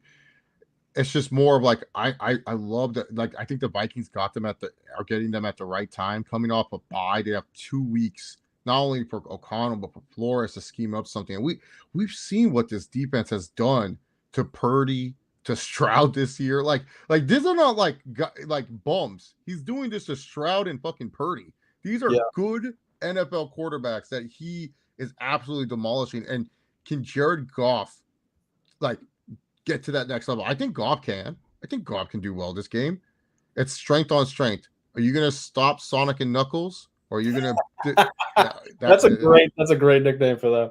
I love when Monty said that. I said that's such a great nickname. I love it. Oh, that's actually from him. I didn't even know he said that. Shit. Yeah, he said on these NFL players do so much podcasts, and so I forgot what podcast it was. Sorry, but he was all like, "Oh yeah, we're Sonic and Knuckles. He's Sonic, obviously." And I was like, "No shit. I thought I didn't think you were Sonic, David Montgomery." But can they stop Sonic and Knuckles? Because that's how you slow down this Lions offense. If Sonic and Knuckles get slowed down, but I'm with you. I think the Vikings, like I would love to choose the Lions here, but it's just I don't know that 2 weeks. What Brian Flores has done, like I said. If I just said, oh no, he did this to bums, guys. Come on. He did this to CJ Stroud, Brock Purdy. CJ Stroud and Brock Purdy. Andrew Van Ginkel, I don't know what his odds are for like DPOY or something, but he's also one of those weird players. Yeah. Every time when I'm watching the Vikings, this motherfucker looks like the best player on the field. And I'm just like, wait a minute. Was he always this good? Like I remember him, but I don't think it was this good. Like I honestly think that this is one of those where the Lions, it's just like it's not that they beat themselves. They face a team that got the right time and the right preparation to beat them, and the Vikings realize, hey man, we lose this game, and if the Packers beat the Texans, Bears are on a bye week and they're surging, and the Bears, if you look at that schedule for them, it's like kind of a very winnable schedule. You cannot falter here because there's a realm of a possibility that the NFC North just beat each other up. The Vikings, Lions, Bears, and Packers, because they're all so good, make the playoffs. And this could be not just a second time that you see this team, a third time that you see this team. You might have to see the Lions 3 times this year, and you have to at least win one of them. And to make a statement, especially US Bank Stadium, that home crowd, electric. Like they are so electric. I don't think this is a Vikings win because Sam Darnold looks good. Oh, Sam Darnold plays really well. It helps, but I think it's because that defense, they're going to be the ones to carry them. And if Sam Darnold can just and look, I'm like the Lions secondary against Jettas, Addison, is Hawkinson almost back. Like it's like one of those things where it's like Hawkinson is supposed to be back. yeah, if so Hawkinson's kind of back.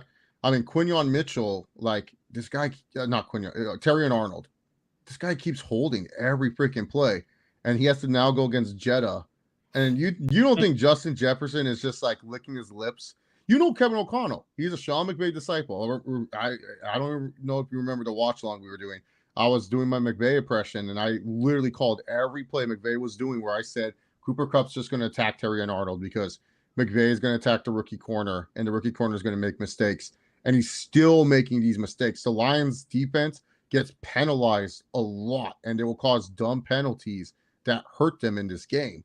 And so, yeah, I just think the Vikings, they're getting the Lions at the right situation. The Lions, I still think, are the pseudo best team in the NFC. Like, I like them overall, but I think for this game especially, the Vikings got this. I think this is definitely a Vikings win on Sunday, but it doesn't. I don't think any less of the Lions in this game. Yeah, It's more of like, well, the Vikings got a 2-week period to prepare for this team that put 40 plus back to back. If this game was happening at Ford Field, I would probably have taken the Lions. Oh yeah. It's more of like 2 weeks to prepare, taking place in Minnesota. Lions are coming off a huge, big revenge win over the Cowboys. Yeah, and they lost their star pass rusher, and the Vikings defense. And I went back and I watched those films, and I was just like, if Purdy and Stroud were struggling with this, I don't think Goff is. It's not like Goff is like some protector with the football. We've seen Goff throwing like a lot of bad interceptions, so it's not like Goff is like you're not playing a Seahawks defense that regressed and allows you to be perfect on completions. So yeah, it absolutely is right. Because compared to Purdy and Goff, you would have Purdy over Goff, right? Yeah. So it's like if Purdy is over Goff, I don't think Goff is going to beat up this defense. Like, do you have Goff on the same level as Aaron Rodgers right now, or a little bit better? Better. Yeah. And Aaron Rodgers struggled against this defense. So no, I'm saying I would have Goff above Rodgers. Yeah, I know. That's what I'm saying. And Rodgers, who's a level below, struggled with this defense. So now it's like Goff, he's in between of those two. What makes me think he's going to beat this defense? Yeah. I mean, it is a situation where, and like I said, we could talk about this game and we could talk ourselves into circles. But this you know who has beat this defense, John? Stacking the last beautiful stats against Buffalo's defense. Do you know who? Who? Justin Herbert. I knew. He's the Buffalo killer. And on that note, if we're done talking about how great Justin Herbert is, even though he can't beat the Jaguars when it counts. Let's move to the Eagles. That's Staley's fault. Come on, you know. Hey man, hey. I'm learning how to do this Georgia Alabama rivalry. I already know how to shit talk Chargers. But let's talk about another divisional matchup staying in the NFC conference. This is the NFC East. We're talking about the Eagles coming to town to take on the Giants. The Eagles, it's easier to talk about the Giants. To start with the Giants, because we know what the Giants are. The Giants are a mess. They are a team that is being held together, especially this past week on Sunday, by their defense. We're not sure 100% whether or not we're going to get Malik Neighbors back. I would think that we would. A lot of players usually just take a week to work through a concussion, and I'm never one to say, it's just a concussion. But Neighbors now has missed 2 games, and the loss of Neighbors has definitely been felt. And I don't know his full road to recovery. I hope that he is taking care of himself. Yeah. And I'm sure that he is. I'm sure the team doctors are making sure that he is getting the care that he needs, but the Giants desperately need him back. Now, there is an argument to be made if you're the Giants and, you know, you've gone to Mara and at least Dable and been like, hey, if we lose a lot this year and we get a quarterback next year, is my job safe? And Mara's like, yeah, you're good. And then Joe Shane comes in, and Mara's like, you not so much. Yeah, Joe Shane, you're an idiot. Not so much. But you know, maybe there's an argument to be made. Granted, it's only week 7. Just let Neighbors kind of, you know, take his time coming back, because we don't want, because when he's on the field, not only does the game plan basically call for him to be getting the ball all the time, but the throws that are being made to him by Danny Dimes in some way, shape, or form almost always feel like they're hospital hits.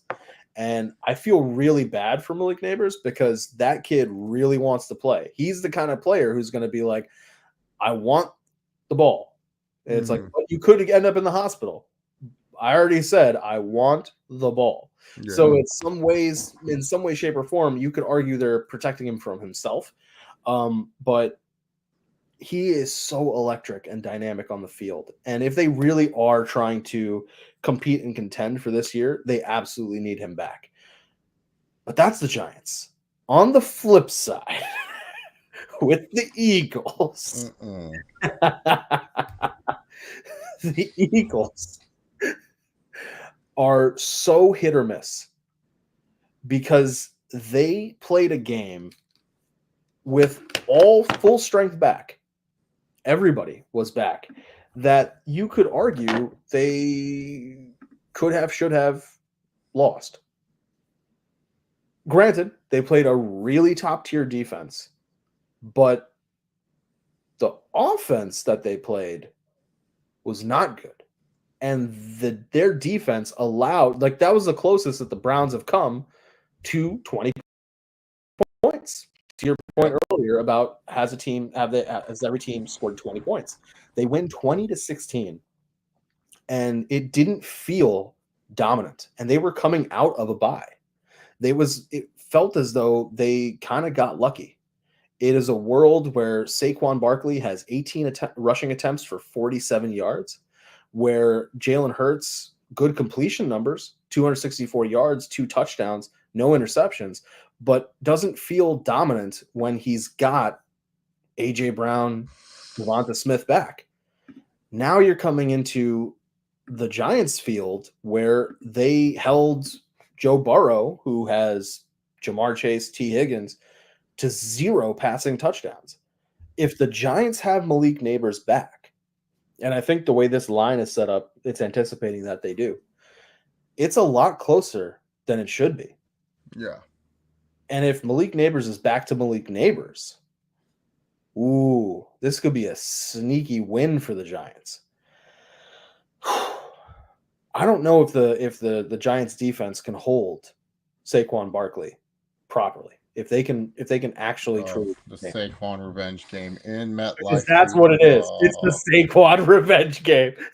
And all of that really, everything I said almost doesn't matter.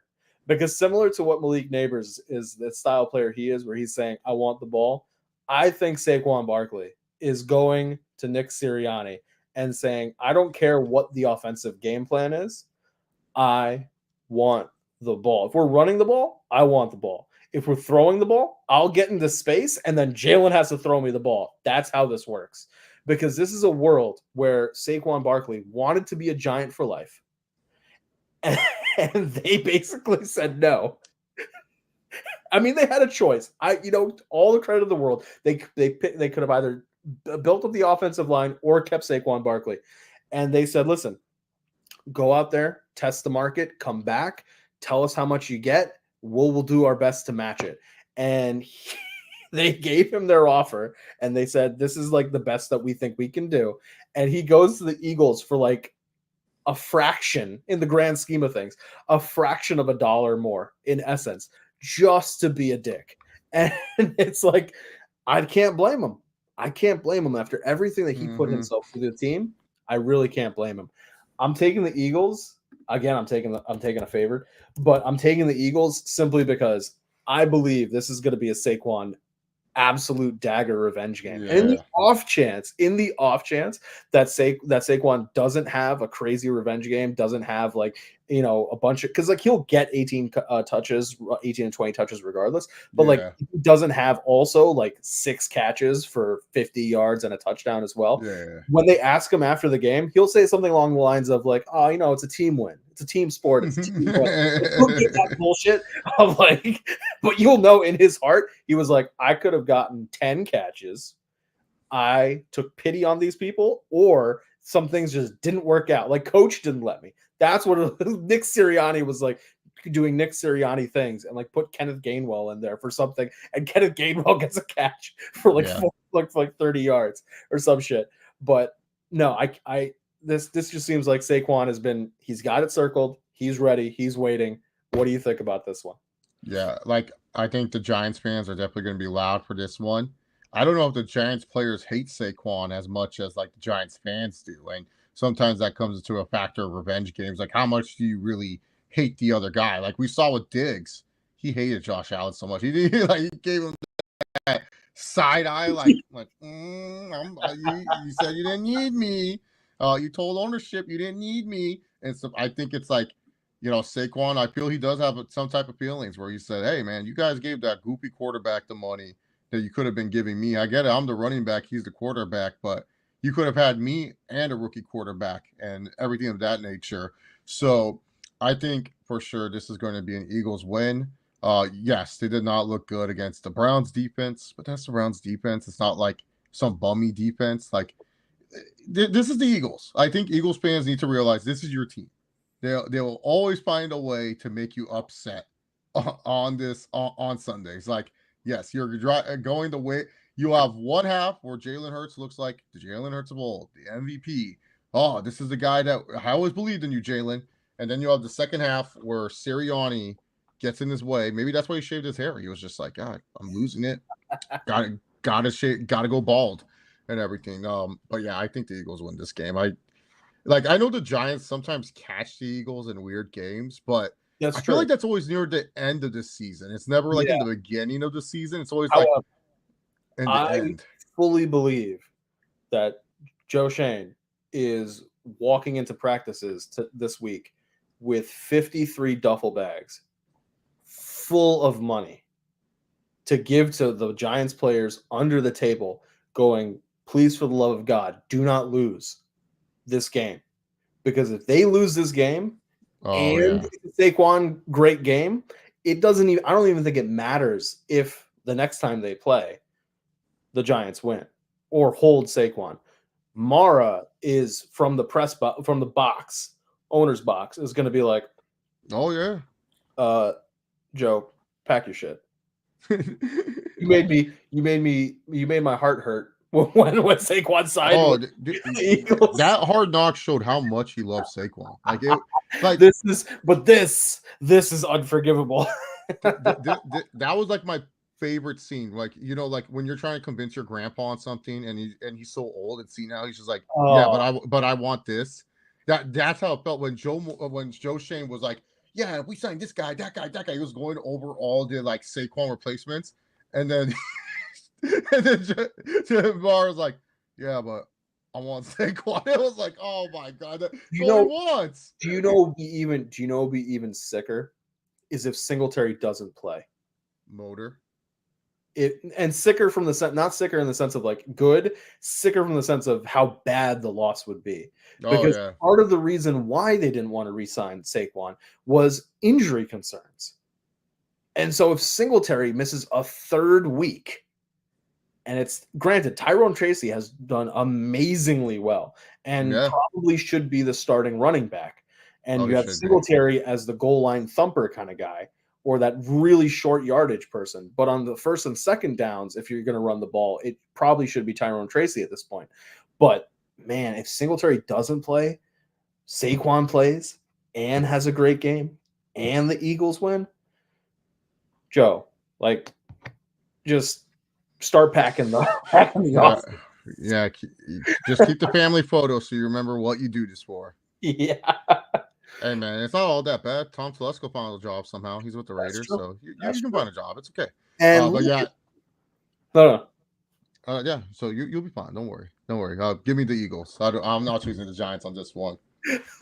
I liked them on Sunday night. I thought Dable had something cooking for that bad Bengals defense, and nope, he didn't. Oh, Dable. But speaking of Tom Telesco and finding jobs elsewhere, Yeah. we Shut have up. the Raiders coming to face the Rams. The Rams were on a bye.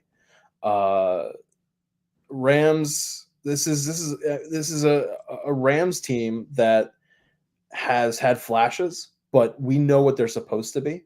And I think the Rams are just waiting for Puka Nakua and for Cooper Cup to get back. There really is nothing they can do. It's just like, okay, we got a game. Like, and McVay, of course, McVay is like, this is a great challenge for me to figure out. Yeah, McVay loves this. McVay's like for the love of the game kind of guy. So he's just like, yeah, this is a great challenge. The players are like, fuck, we gotta risk life and limb until Puka and Cooper get back. Cooper apparently could be back, but day to day, we will see. But we know that Puka Nakua will definitely not be back. He is anticipated for a week 8 or 9 return, and even Yeah. then, they're saying it could potentially be a little bit longer, which is Yeah. really sad for me because I don't. he's on my redraft of fantasy team, and he's in my IR spot. And if I could, if it's not a hamstring issue, but it is a leg issue. If I could kill a drifter and give that person's organs or whatever is needed to Puka Nakua, I'm not saying I would do it. I'd think about it at the very least. Because man, the Rams are so much better to watch when even just one of those guys is on the field. If it's either Cooper or Puka, because week 1 they lost Puka, but they still look dynamic with Cooper. Week 2 they lost Cooper, and it's like yes, Tutu Atwell, Demarcus Robinson, Jordan Whittington, good fill-ins. If I could find a way for the Broncos to trade for Jordan Whittington, I would do it in a heartbeat. But it's not Cooper Cup, it's not Puka Nakua. And I think if we want to ever have arguments about what is the best 1-2 wide receiver combination in the league, I think right now Cooper and Puka are making a really strong argument as to Oh why yeah. it's them. Because without them, the Rams have looked terrible. Yeah. And even that, I said week 2, like they were rolling with just Cooper. They looked good, but they didn't look great. And you can make an argument that without Jamar Chase, T. Higgins is going to be really good. You can make an argument without T. Higgins, Jamar Chase will be good. Same with same with Evans and Godwin. So any combination you want to pick. Devonta Smith looked good and was winning games without AJ Brown. Yeah. AJ Brown clearly has shown that he can do it without Devonta Smith. But this is super, super necessary for the Rams. However, you can only play the games on the schedule. And, like I was saying, the players are like, we got to play. What better team to play than the Las Vegas Raiders? Right? They Wow. just sent out Devontae Adams. Jacoby Myers is injured, may not even play, which means it's down to DJ Turner, Trey Tucker, and Brock Bowers. And if there's one thing Sean McVay is going to enjoy, it's going, all right, so if we take away Brock Bowers, what do they have? Alexander Madison? I'm not scared of Alexander Madison. And he's going to go, all right, let's figure out the way to take out Brock Bowers. Take him not out, but take him out as a factor of the game. And I think that they can do that. And I don't think there's this is a very lopsided line for a reason. I'm taking the Rams on this one. What about you? Yeah, this one is very interesting for sure. Because you can always go maybe the Raiders are up for this game, they're excited and stuff. But then I just remember Aidan O'Connell or whichever quarterback to trot out there stinks. And I think the Rams are just a better team overall. Like, I think the scoreboard will be a lot closer. Like, I think Crosby will try his best to will the team, and Yeah. like, I think it will be a closer game than what people are expecting. That's why this line is kind of like crazy to me. Like, I feel like this one should be a closer line, but I think they're just looking at it as that at the end of the day, the score will be close, but the Raiders will lose. I think the Rams are definitely winning. And like you said, Cup and Nakua are super duper miss. Like, you could tell, like, it's just The like if joy, those two are there, it's the different. joy of seeing Kyron Williams crash against Max Crosby, though, that is fun. Yeah, That that's is gonna be a fun fun one. from a human car crash perspective. But a game that could have had a little bit more juice, I suppose, if Bryce Young was Bryce Young from Alabama. Yeah. The Panthers Rematch. coming to the Commanders. We have Andy Dalton playing, I don't want to say out of his mind, but better than I think a lot of people thought he would. Inspired. I like that. Inspired football against the Commanders. But man, there's only so much that one guy can do. Yeah. You know, they say no one man should have all this power. It's a Kanye West line, but there's only so much power that Andy Dalton has. And he doesn't have the power to stop arguably not just the offensive rookie of the year, but the guy who's clearly in the running for league MVP. Yeah. Because if you want to talk about a player that has generated been a difference maker for their team, similar to what Andy Dalton's doing on the Panthers, is Jaden Daniels with the Commanders. The Commanders looked absolutely terrible with Sam Howell. Granted, a lot of passing. Didn't do much for Jahan Dotson's career, but a lot of passing. But terrible because of the picks. And Jaden Daniels has been really safe with the football. He only has 2 interceptions on the year. He had 3 fumbles, but none of them were lost. So at least that's, granted, you don't want to have the fumbles, but all of those fumbles came during the Tampa game. Other than that, he really hasn't been fumbling the ball. Only 2 interceptions. So he's also been safe with the ball when he's been throwing it. These players really are playing for Jaden Daniels. And you want to talk, like we were talking earlier with the trade about players wanting to come play with a good quarterback or play with a team that looks like they have a good quarterback because that's inspiring. The Commanders in free agency are going to have a very nice time paying people to come over and play because all they have to do is go look, especially if this kid wins Rookie of the Year, which now it's more of a competition because Caleb's finally figured things out. But if this kid, if in some world he manages to win league MVP, players are going to be almost tripping over themselves because they're like, wait. So you're trying to tell me that this kid is playing this good and it's on a rookie contract, which means there's money for me? Yeah, I'll take a little bit of a discount because I think we can win with this guy. Yeah. And it's going to be, from a team building perspective and a cap management perspective, absolutely phenomenal. The Commanders are heavy favorites in this one, and I fully understand why. I'm taking the Commanders on this one. I don't think that this is going to be a close game. However, the Commanders can be hit or miss. And defensively, especially. That's where that. And you have the Deontay Johnsons, you have the Xavier Leggett's.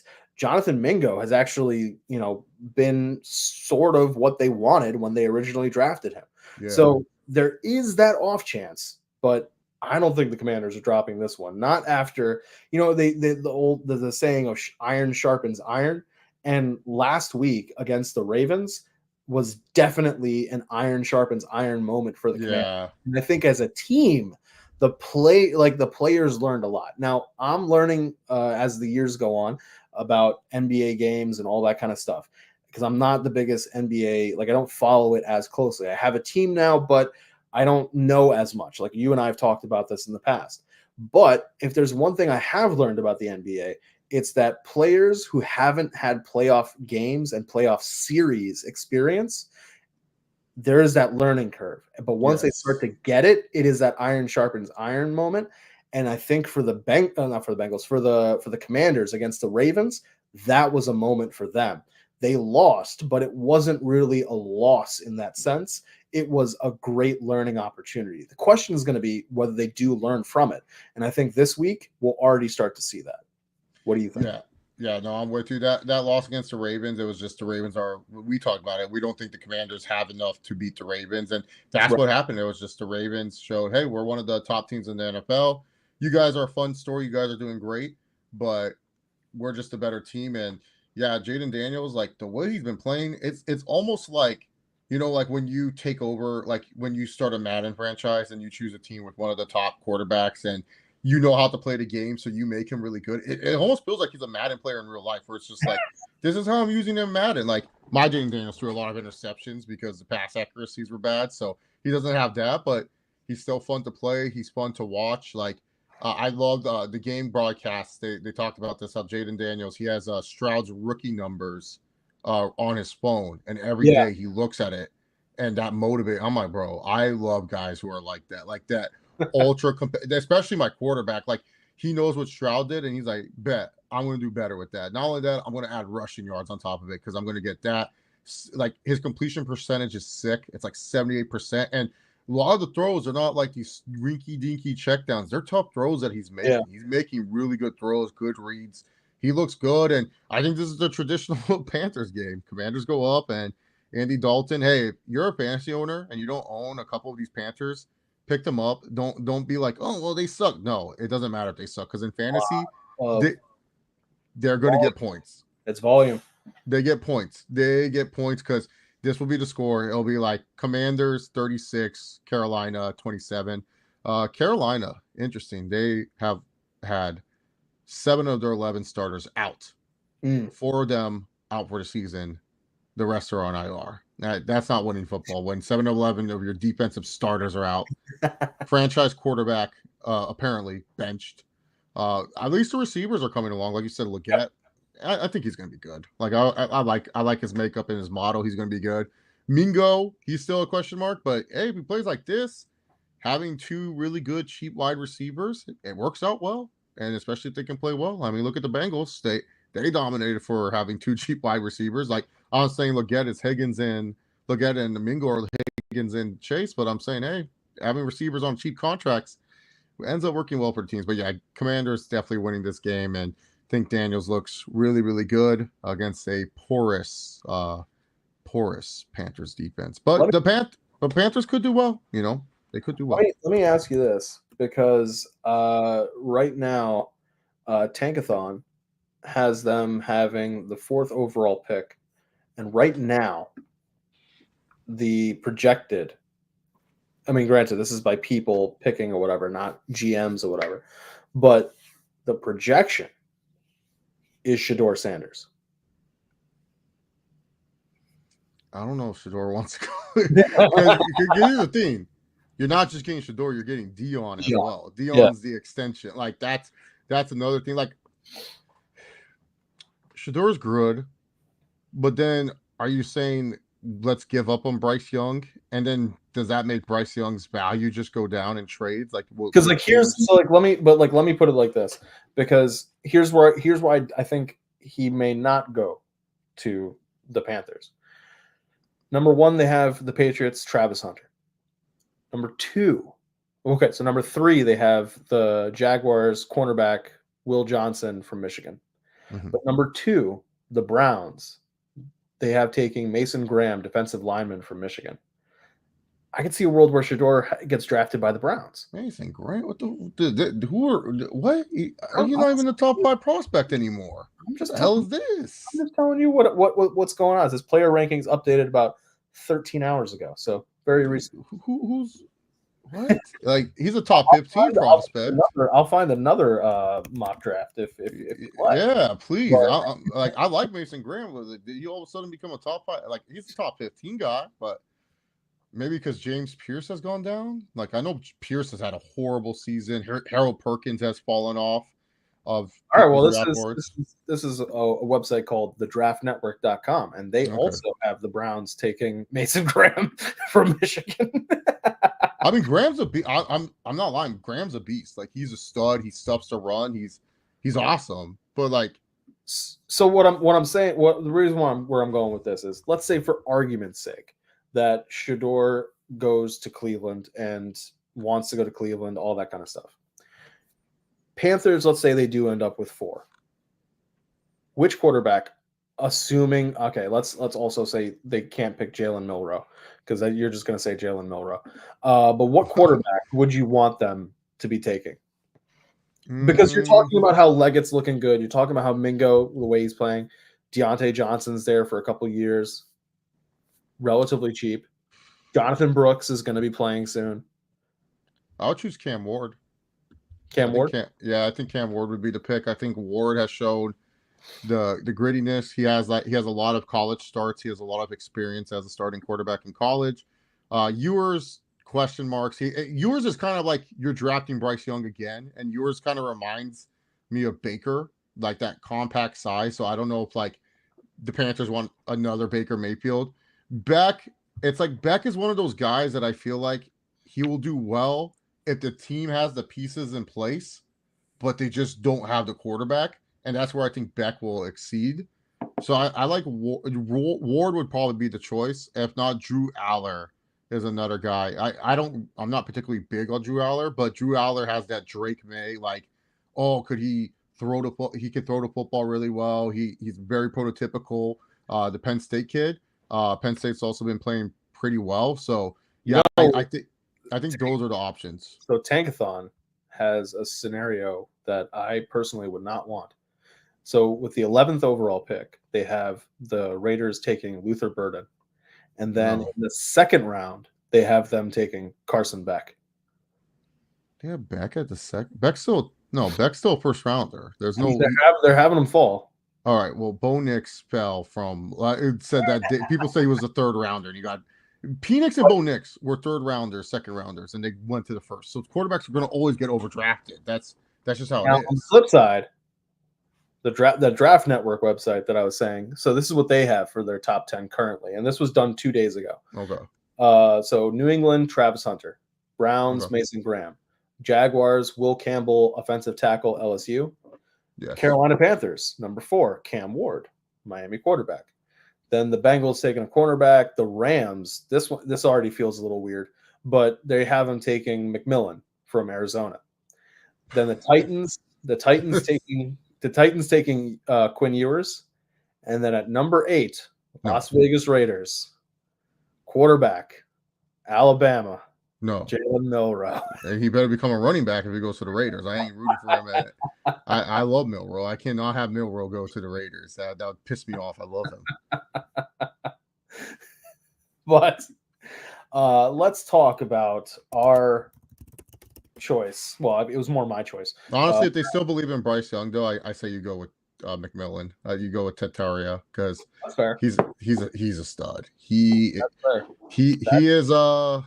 He's like I'll put him on the AJ Green range of right now as wide receivers, like talent wise. He's good. He's good. And so I think he's like up there with some of the best receivers we're going to see out in the draft. Like that's why like a part of me is completely fine with like if the Broncos get to 6 wins, I'll be happy, mainly because my bets will hit. But I don't want them getting like a huge number of wins because I want them to have the high draft pick. Yeah, like honestly, a guy like Burden would pair up well with Nix, like a Luther Burden type. Would pair up because you already have your big body in Cortland Sutton. You already have like tall, big wide receivers. Burden is kind of like who was that guy that Peyton had on the freaking on the Saints that was like the shifty guy. He had that one shifty guy for a couple years on the Saints. No. Like that's built like Luther Burden. He was a smaller receiver. He wore a weird number. Colson. Marcus Colson. Yeah, like kind of like a Colson type where it's just like, very reliable, will help Cortland Sutton, will help Bo Nix. And one thing he's good at is improvising. Like he knows how to improvise when the quarterback improvises. And I think a Nix with the arm caliber that Nix has, I think a Burden would be I always tell people McMillan is the best receiver prospect, but Burden is perfect for a team that like has a quarterback that can improvise, or you're just missing that Luther Burden type, and then it helps out. Where would you put McMillan in this past wide receiver draft class? Probably over Ndunze. Him and Okay, Ndunze are kind of So like him and Rome are similar. So I would say over Ndunze. Like he's not better than Harrison Jr. and Neighbors is sick. Like Neighbors is a stud, but yeah, he would be if he was eligible, he would be the third receiver taken. Gotcha. Yeah, he would be the third receiver taken easily. Yeah, teams out there. I mean, like he's a better Drake London in my opinion. It's still it's still very early in the season, but like you and I said, the season feels as though it's been flying by. Yeah. But the Super Bowl's already here. We're going to talk about it. It's crazy. Because in a rematch of this past Super Bowl, if this is a Super Bowl again, I'm going to be so fucking pissed, dude. Okay, so I will be pissed because you told me. But yeah, the food. Every year now I make food from both of the two cities. And the Niners was fun because like figuring out what would represent San Francisco, and I went Mission Tortillas, I did Chopino, like okay, cool. But like Kansas City again, I was just like barbecue again. Like I'm not against it. Like who doesn't like barbecue? But at the same time, I was like, it would have been nice to have something different. Well, for San Francisco this year, you could probably do like Chinese food. They have really good Chinese spots. They have very good Filipino food in San Fran and Bay Area. They have good Filipino food, and they actually close to the harbor. They have bomb clam chowder. Like that's like when you have like a good food and it's still in the taste of your mouth like years later. I had this clam chowder when I was 8, and I still remember how it tasted in that breaded bowl. Like it has never left. It has never left my mind. Whenever I have clam chowder, I always go, not the same. So is it more of a tomato based or is it a cream based like a New England cream based? Okay. Yeah, it's a cream base. It's like right on the pier. It was like in the bread bowl. I was all like, this looks great, and I had it, and I was just like, I always remember that day too. Like my mom, like I was watching Dragon Ball Z reruns in the hotel. Goku just landed on Namek. He was about to fuck up the Ginyu Force, and I was just like, "Oh, dude, this is great." My mom was like, "All right, Chase, gotta go walk." I was like, "Mom, but Goku." She's like, "You seen this episode? Let's go." I'm like, "Oh, okay, Mom." That's how my mom talks to me. Like, everyone does not believe me. Like, if you meet my mom, you think, "Man, sweetest woman." And then later on, I'm like, "Bro, I know the real version of her," and stuff like that. You're like, "Stop." She's a great woman, though. She's a great woman. Very harsh. That's why I love her. She taught me a lot of toughness in life. Like I didn't get nurtured like most kids, like and stuff. So we went on the walk, and so we went to the pier, and it was actually really fun. Like there was all this stuff, and I just remember she's like, "You want clam chowder? I know you like that." I'm like, "Yeah, it sounds good." Go to this clam chowder place. Just remembered, I was just like, "Oh, I don't know. It's served in a bread bowl." I'm a little kid at this point. I'm picky. I'm like, "What the hell?" and stuff. I'm like, "Mom, let's go somewhere else. I don't like that's in bread." She's like, "You want to eat here?" And I was like, "Okay." And so I remember it coming. And it was in there, and I was like, "Oh my god!" Like it's still like anytime, like if there's certain foods that I eat, like I always remember like when I've had it better. Like I'll be nothing ever tops it when I had it this one time. And so I love clam chowder just because of that. But I don't think any clam chowder, unless I go to the East Coast, will ever top what I have had out here. Because like I've tried, I've gone to places that do the bread bowl gimmick and everything. Ain't the same. It's just don't hit the same. Yeah, but yeah, you have some good Filipino food options. I mean, this is a Super Bowl. We might as well just say, hey, screw the season. Roger Goodell should just come out and say, hey guys, not only is WWE fake, we're fake, not real. There's reasons it could not be. There are reasons it could not be the Super Bowl. Mike, how come we didn't get this game? Why are we calling the Jets, Mike? I mean, why does Tony get all the games? Oh, Jim, I'm so wait, is this a Fox or CBS game? It has to be a CBS game, right? I'll tell you. I need to know because Brady got this game. Oh my goodness. Because normally when the AFC team's on the road, it's the CBS game against the NFC team. This is a Fox game. Oh, Brady. So wait, what's the main CBS game this week then? What's Rumble calling? CBS has for noon. They've got Texans Packers. Oh, okay, that's Rumble's game. They've also got they got Titans Bills. He's not calling that. Bengals. He loves Josh Allen though. He loves Josh Allen. That's true. And CBS also has Bengals Browns. And then in the afternoon, CBS has Raiders Rams and Panthers Commanders. Yeah. So this is my prediction. They'll either call Texans Packers. That feels like the big Jim Nance game. But Jim Nance may be like, it's going to be cold. Tony, are you sure you want to go there? I don't know, Jim. Browns, Bengals, Burrow, Watson. We haven't called a Bengals game in a while. You're right, Tony. Maybe we go call the Bengals. So they're calling to one of those two games. It's not that big of a difference in temperature. So right now, AccuWeather is saying 56 degrees for Lambeau. Green Bay's colder than Cleveland. Like it's like more up north. Bengals Browns 64. So not that big of a difference. No, the temperature is different. 10 degrees. No, like it's like Texas and California. When it's hot here in California, it's not as hot as it is in Texas. Texas is hot. That's yeah, but yeah, I can't believe not Romo. I can't believe Brady got this fucking game. Oh my! We have to hear, dude. What have you thought about Brady as commentator? Have you heard any of his games? Because I mainly watch Red Zone unless I'm going back and watching specific, so I have not. But if there's one thing Brady's definitely going to be talking about, it's going to be his love of the San Francisco 49ers growing up. Because this one is Niners and Chiefs. Like Chase said, it is a potential Super Bowl showdown for this year's Super Bowl. It definitely was last year's Super Bowl, where the Chiefs picked up the win.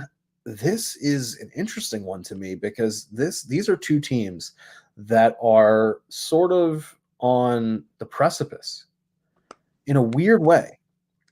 You can talk about the Vikings, sneaking out a win against the Jets in London, but the Chiefs have to, on paper, look like the weakest 5-0 team that's ever existed. Yeah. Because maybe not as weak as the Steelers looked that one year when they went at like 7-0. Oh, God. But they look super weak because they are without Rashee Rice for the season. They're without Pacheco until at least 2 weeks from now. And really all they've got is Travis Kelce and Juju Smith-Schuster. Hey, Kareem Hunt has resurged. He's back. Kareem Hunt has resurged, but the question is, can he go up against this Niners defense by himself? Because if Travis Kelce has to keep turning it on, basically for the rest of the season, at least until Pacheco gets back, and then it comes a little bit more balanced with the run game. But on the flip side, the Niners are 3-3 in a world where people expected them to be 5-2 or at least 4-2. Expect them to be 5-1, at least 4-2. This is a Niners team that, yes, has had injuries. They had, I think, 2 games, maybe just 1 game without Kittle, a couple games without Ayuk. But at the same time, even when they've been full force, they have not looked right. And maybe it is a situation that Jordan Mason, as good as Jordan Mason is showing the difference between himself and Christian McCaffrey. Because when the Niners normally get into the red zone, that is Christian McCaffrey time. Yep. And it's just run up the middle, or we're going to play action the shit out of this. And because it is Christian McCaffrey, defenses bite, and that's when you get your passing touchdown. It's not a world where they can do that anymore because Jordan Mason, while he is a great power back, he's just not Christian McCaffrey. It's never going to be a 1-to-1 when you have RB2 or YR2 have to step into the role of the lead person. But the Niners have to find a way to win this game because, yes, the Seahawks are 3-3 and look terrible, but you need to win the division. This NFC is too dangerous to be a wild card, to have to be a wild card team, because you already know if the Vikings win the division, the Lions are a wild card team. If the Lions win the division, the Vikings are going to be a wild card team. And then there's still the Packers and the Bears from the NFC North. It could be the first, I don't think, maybe it is the first time, but the first time that a division, or one of the times that a division sends every single team to the playoffs.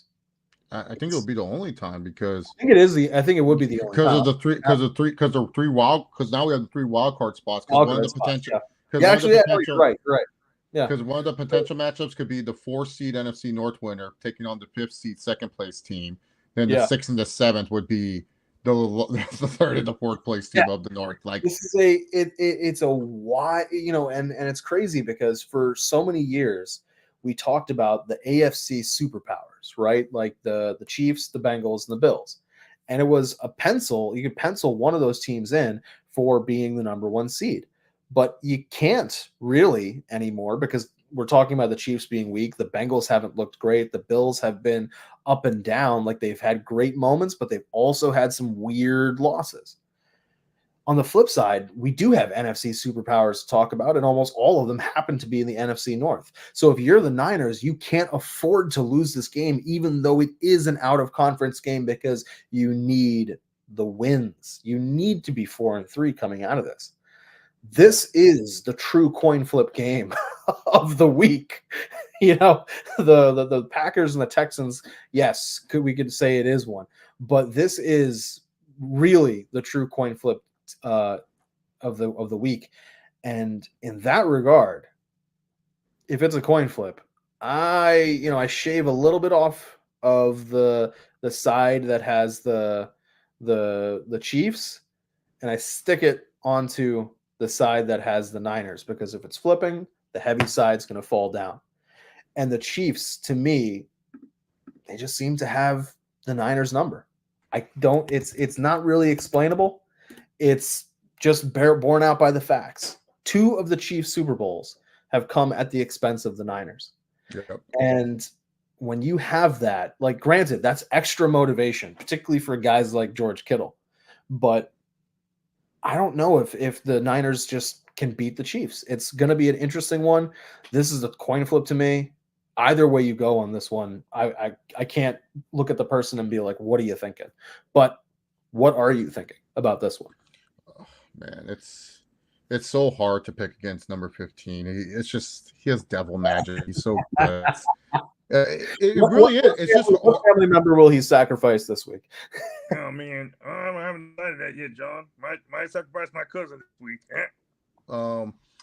But the Niners defense can keep them in this game, because the one thing about Mahomes this season, he's just been so careless with the football. Yo, he's been terrible.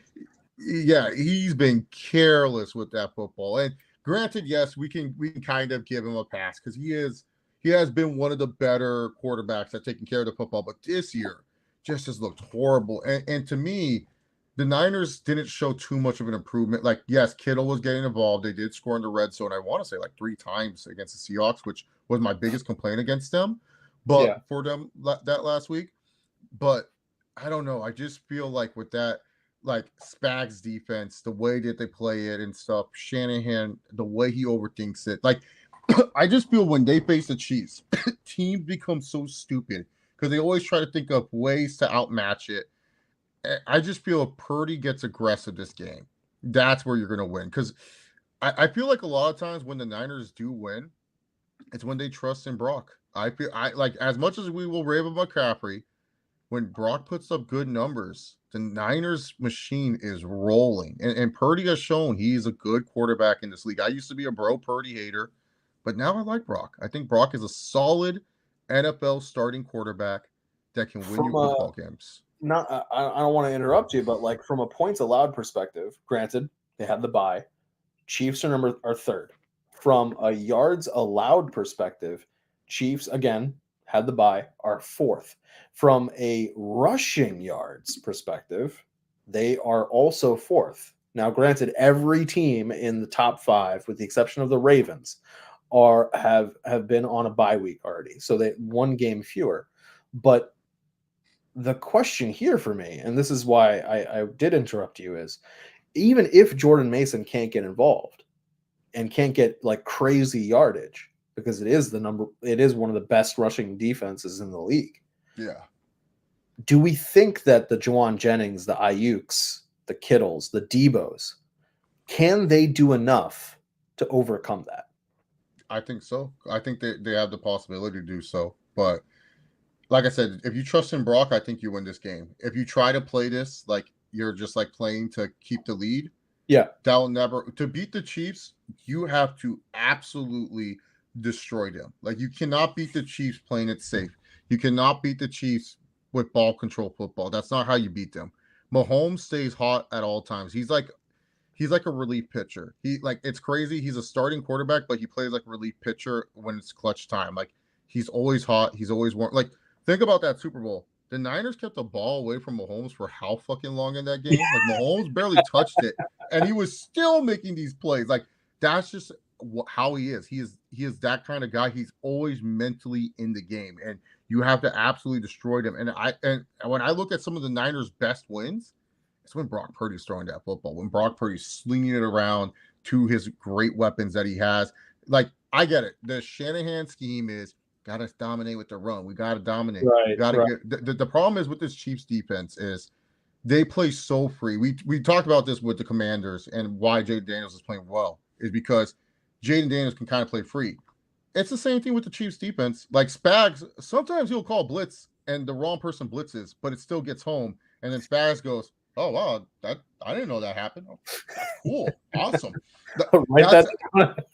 Yeah, exactly. Like a lot of stuff that the Chiefs do is because that defense, every guy, even though I think they're the youngest average age defense, but they trust every guy. Like they let Chris Jones do whatever. They tell Chris Jones when he lines up, I don't like this matchup. I'm moving around because I can pick on this guy and stuff like that. They allow their defense to play free. They're okay with the mistakes because they know they can correct those mistakes. And that's the thing. Like if you attack the Chiefs through the air, and if you can just keep pushing the gas, it may make your players tired, but if you can keep pushing the gas and you put up 3 touchdowns on them early, especially with this Chiefs offense, there's no way that they're coming back. Because if you look at some of the Chiefs wins this year, you're just like the Chargers. If Xavier Worthy doesn't catch that football, right, Chargers probably win that game. Like let's just be honest, Chargers probably win that game. Look at the Ravens game. If the Ravens just figured out, oh yeah, we should just hand the ball off to Derrick Henry, they probably win that game. Teams try to get too cute with the Chiefs. They overthink it. And it's like, guys, what you need to do is you cannot let the Chiefs defense play free. Because once that defense can kind of just blitz whenever, do whatever, that's when they play good. When you try to do deep shots against the Chiefs, it's not going to work. Gotta attack them underneath, attack them lateral, spread them out wide, make it where the cornerback, because I tell people, Spags defense is this. Your cornerbacks and linebackers are pretty much like your edge rushers. Your defensive ends and your defensive ends are not really like traditional pass rushing defensive ends. They're defensive tackles that can pass rush, but that's not their main goal. Their main goal is to play contain, keep the quarterback in the pocket, and that's how Chris Jones gets his sacks. That's how they get their sacks, is because they're so disciplined. You're not going to undiscipline this Chiefs defense. They might get a roughing the passer. They might get like a face mask or something, but they're not going to leave their gap assignments. They're not. And that leaves the linebackers like Nick Bolton, the Leo Chanels of the world, the freaking Trent McDuffie, who's one of the best blitzing corners, that allows them to crash down. And that's what makes these teams lose games, because they don't understand. The wider you get those corners, the more those linebackers have to play the pass. Oh, man. Yeah. That makes it a lot easier, and that opens up your running lanes eventually. So I feel like the Niners will have to trust Brock Purdy here, but Kyle Shanahan's a stubborn son of a bitch. He has his first 25 plays already mapped, and also number 15 is still on that side. And unfortunately, I have to choose the Chiefs here. It's just, but if you're the Niners, you're looking at this game as this is must win, because you look at that like I'm being dead honest. If somehow all the NFC North teams make it to the wild card, are you a division winner wanting to see the Bears or the Packers or the Vikings? Oh, yeah. Like, because I feel like this is my prediction.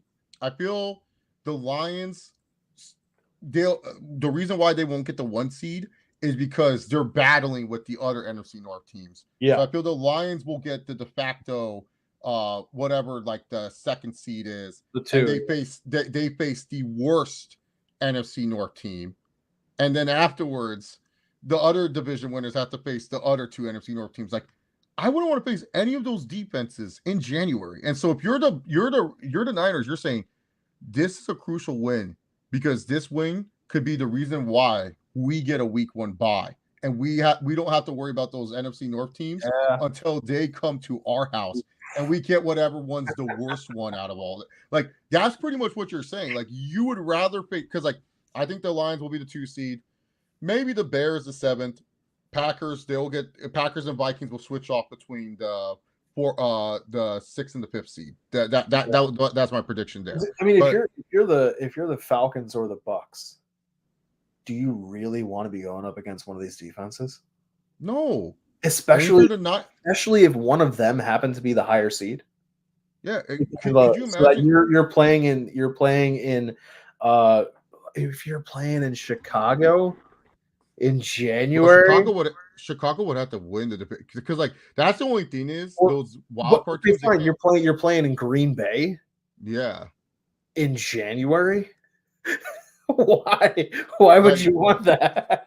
like this isn't out of the realm of the possibility where all 4 NFC North teams, like the rest of the North teams, get the wild card spots. The only thing that's working for the Falcons is that Kirk Cousins has played all of them for how many years now because he was a Viking. That's the only thing that's working for the Falcons. For the Buccaneers, exactly. going from warm ass Tampa Bay to cold ass Green Bay. Oh, Yeah, God, it'd be yeah. terrible. No, you just don't want to be a division winner looking dead in the face at like, damn, I got to face it. And that's what you like. If you're the Niners, say if McCaffrey, they say, you know what, McCaffrey, he's not good until the playoffs. We're just going to wash him for the season. We're saving him for the playoffs. Yeah. Do you really want CMC's first game to be either against Brian Flores, against that Bears defense, against that Packers defense, or heaven forbid Detroit just falls off a cliff and they become a wild card team against Detroit? Like that's one of those games. That's one of those things where you're just like, no, we got to win this game. We got to have this big win because down the line and later in the season, it's Detroit versus San Fran in San Francisco. You got to establish that home field too. You got to establish just home field dominance. That could be for the 1 seed. That could literally be the 1 seed game. And this game right here could be the biggest momentum boost for the Niners. I think the Niners can win for sure. It's just hard to choose against number 15. Like this is the one where I'm like, yeah, please let me be wrong. I want the Chiefs to lose this game. But the Niners, I think they have to trust Brock Purdy. They can't. Yeah, I mean, the Niners, I mean, from a points allowed perspective, right now they're 15th.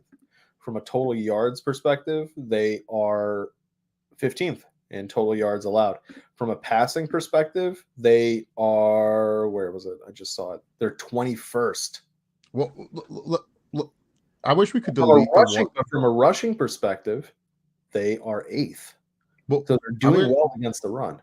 I wish we could take away the stats. Like if we could take away the stats when they were blowing out the teams, because a lot of those those yards allowed are because they let up all these big passing. So it's just like, what if they don't blow those games? You know, it's like one of those. I mean, and think about this. Think about this schedule for the Niners. So you face the Chiefs, home to the Chiefs, week 8, home to the Cowboys, and Dallas is on a bye right now. Maybe Dallas figures some things out, and they're at least a little bit more dangerous. I don't think they will, but like there's a chance. Then you have your bye week 9. Then you're at Tampa, then Seattle. Oh. And then you're wait for it. Then you're at Green Bay. Then you're at Buffalo. Then you're home Bears. Then you're home Rams. You get a little bit of a break, the Dolphins, but now we're talking about week 16. Maybe Tua's back. Maybe the Dolphins are the Dolphins of old. Wait for it. Week 17. God. Detroit Lions. And then you face the Cardinals in week 18. Jesus. And that Cardinals win, that could be the Cardinals are playing all their starters saying fuck you. And the Niners might have to play their starters because the Lions, they have it's going to be a seeding question. Yeah, because the Lions, like I talked about this like on one of the streams we did, they play all but 3 games indoors. The only 3 games that they play outdoors are against Green Bay, Chicago, and then the Niners when they have them at home. But you're going to California, so it's not really that bad of a bad of a weather. So you know what's crazy? What is so crazy is that this entire Niners season can turn off of losing to Arizona by 1 point. Yeah. That's insane. All because your kicker. That's because you're going for it on 4th and 23 when you should be kicking a field goal, but you can't. Oh my God! Gotta have an emergency. You gotta love the NFL, man. You gotta love the NFL. Yeah, but the Niners, I feel like this is a big win because a big win over the Chiefs. You know, we look at that schedule and say, "Ooh, that's a murderer's row." Maybe that's the confident swag, and then the Niners end up somehow 14-3, and we're just like, yeah, they're the best team in football. Why did we ever doubt these guys? We're idiots. Oh, You just got Kittle doing zero, man. yeah, like Kittle's doing this. Ayuk is back. Ayuk somehow becomes the greatest receiver of all time, like he is in my Madden franchise. So, hey, him and Scary Terry, no one wants to miss that duo. Hey, this past season, with the Broncos, Javonte broke the single season rushing and single season touchdown. So you never know. What are you playing on, rookie? The hell? No. I have some nice sliders though. Some nice. Is it like Javonte Williams doesn't get touch sliders? Like what the fuck is this? This has to be some really sliders. You know what it is? My fucking wide receivers keep getting tackled right near the red zone. That's really what it is.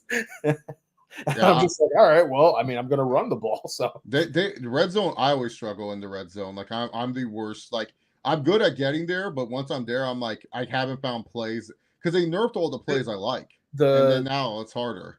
I don't know why it's always been the same, especially whenever there's been coaching changes.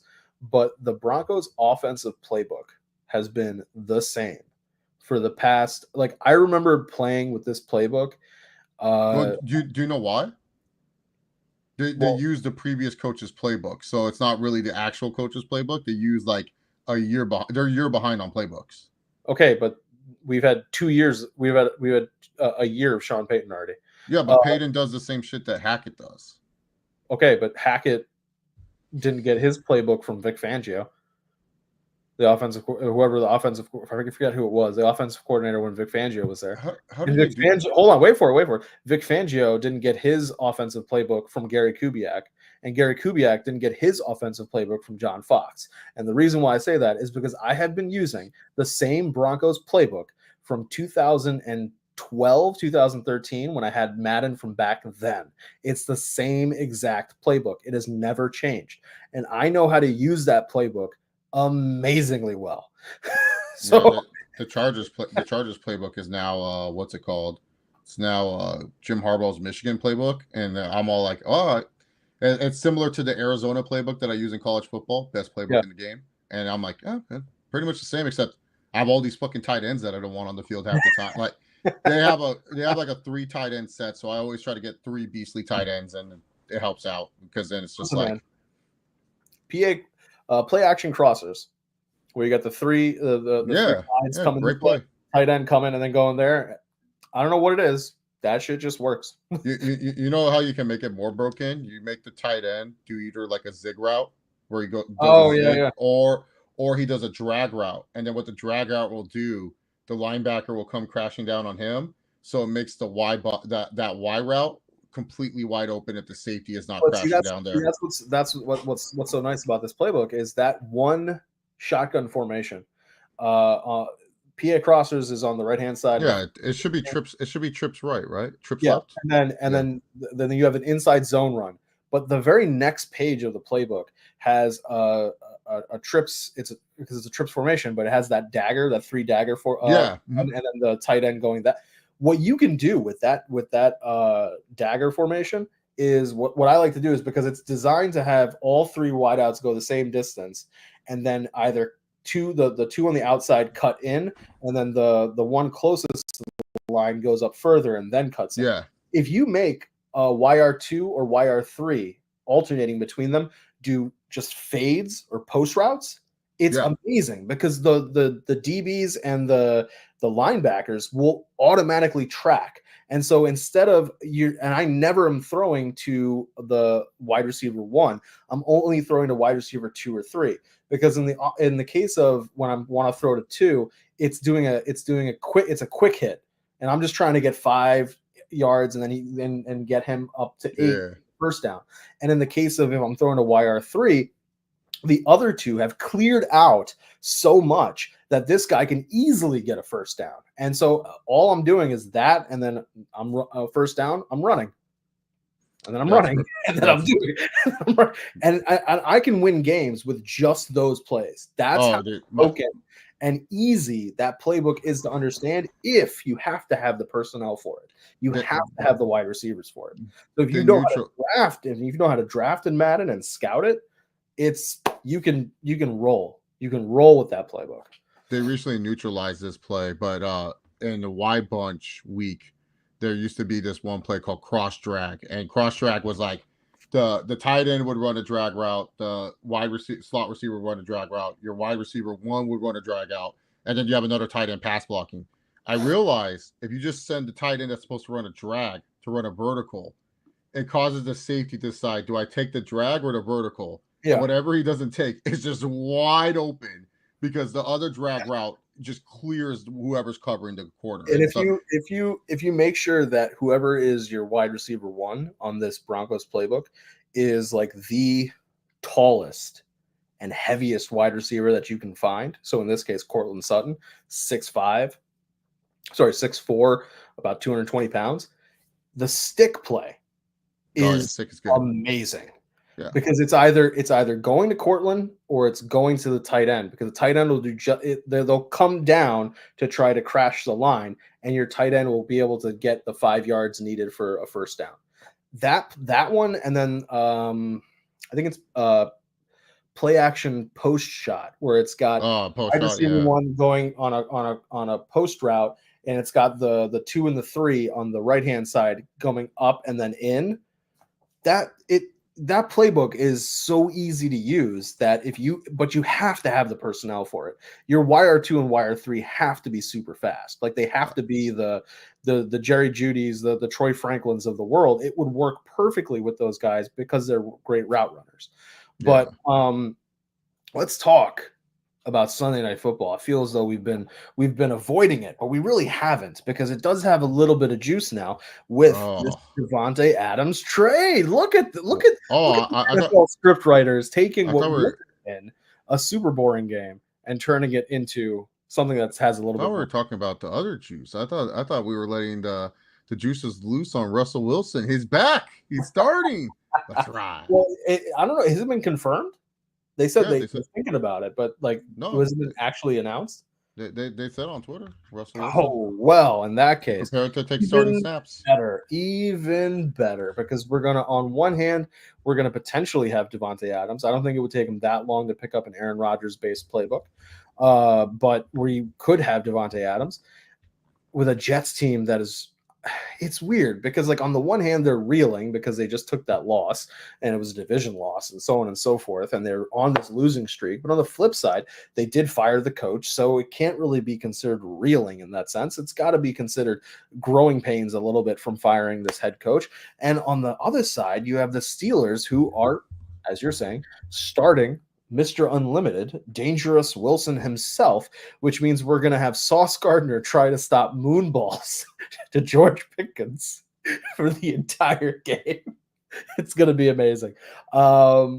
This one's fascinating to me because it is a tale of two teams where I think there's a change happening with the Steelers that doesn't need to be made, and a change happening with the Jets that really needed to be made. And these two teams are on very similar trajectories. They have been this entire time. The question is, are these paths diverging? Because the Jets can really right the ship with a single win. They could have done it on Monday if they had done it against the Bills in division. Would have been amazing, because I think that if I remember right, 3-2, 2-3. They would have taken control of the division actually, but they lose, and now they're coming in with with potentially with Davante Adams. The Steelers have been winning 4-2, yes, but they have been winning playing defensive football. Do you need to turn the keys over to Russell Wilson? Now, maybe you can make an argument that Justin Fields, we know what his ceiling is, whether it was with the Bears or now with the Steelers. We know he has limitations as a passer, great runner, but he's having problems really securing the wins. Mm-hmm. Will Russ give them that edge? I don't know.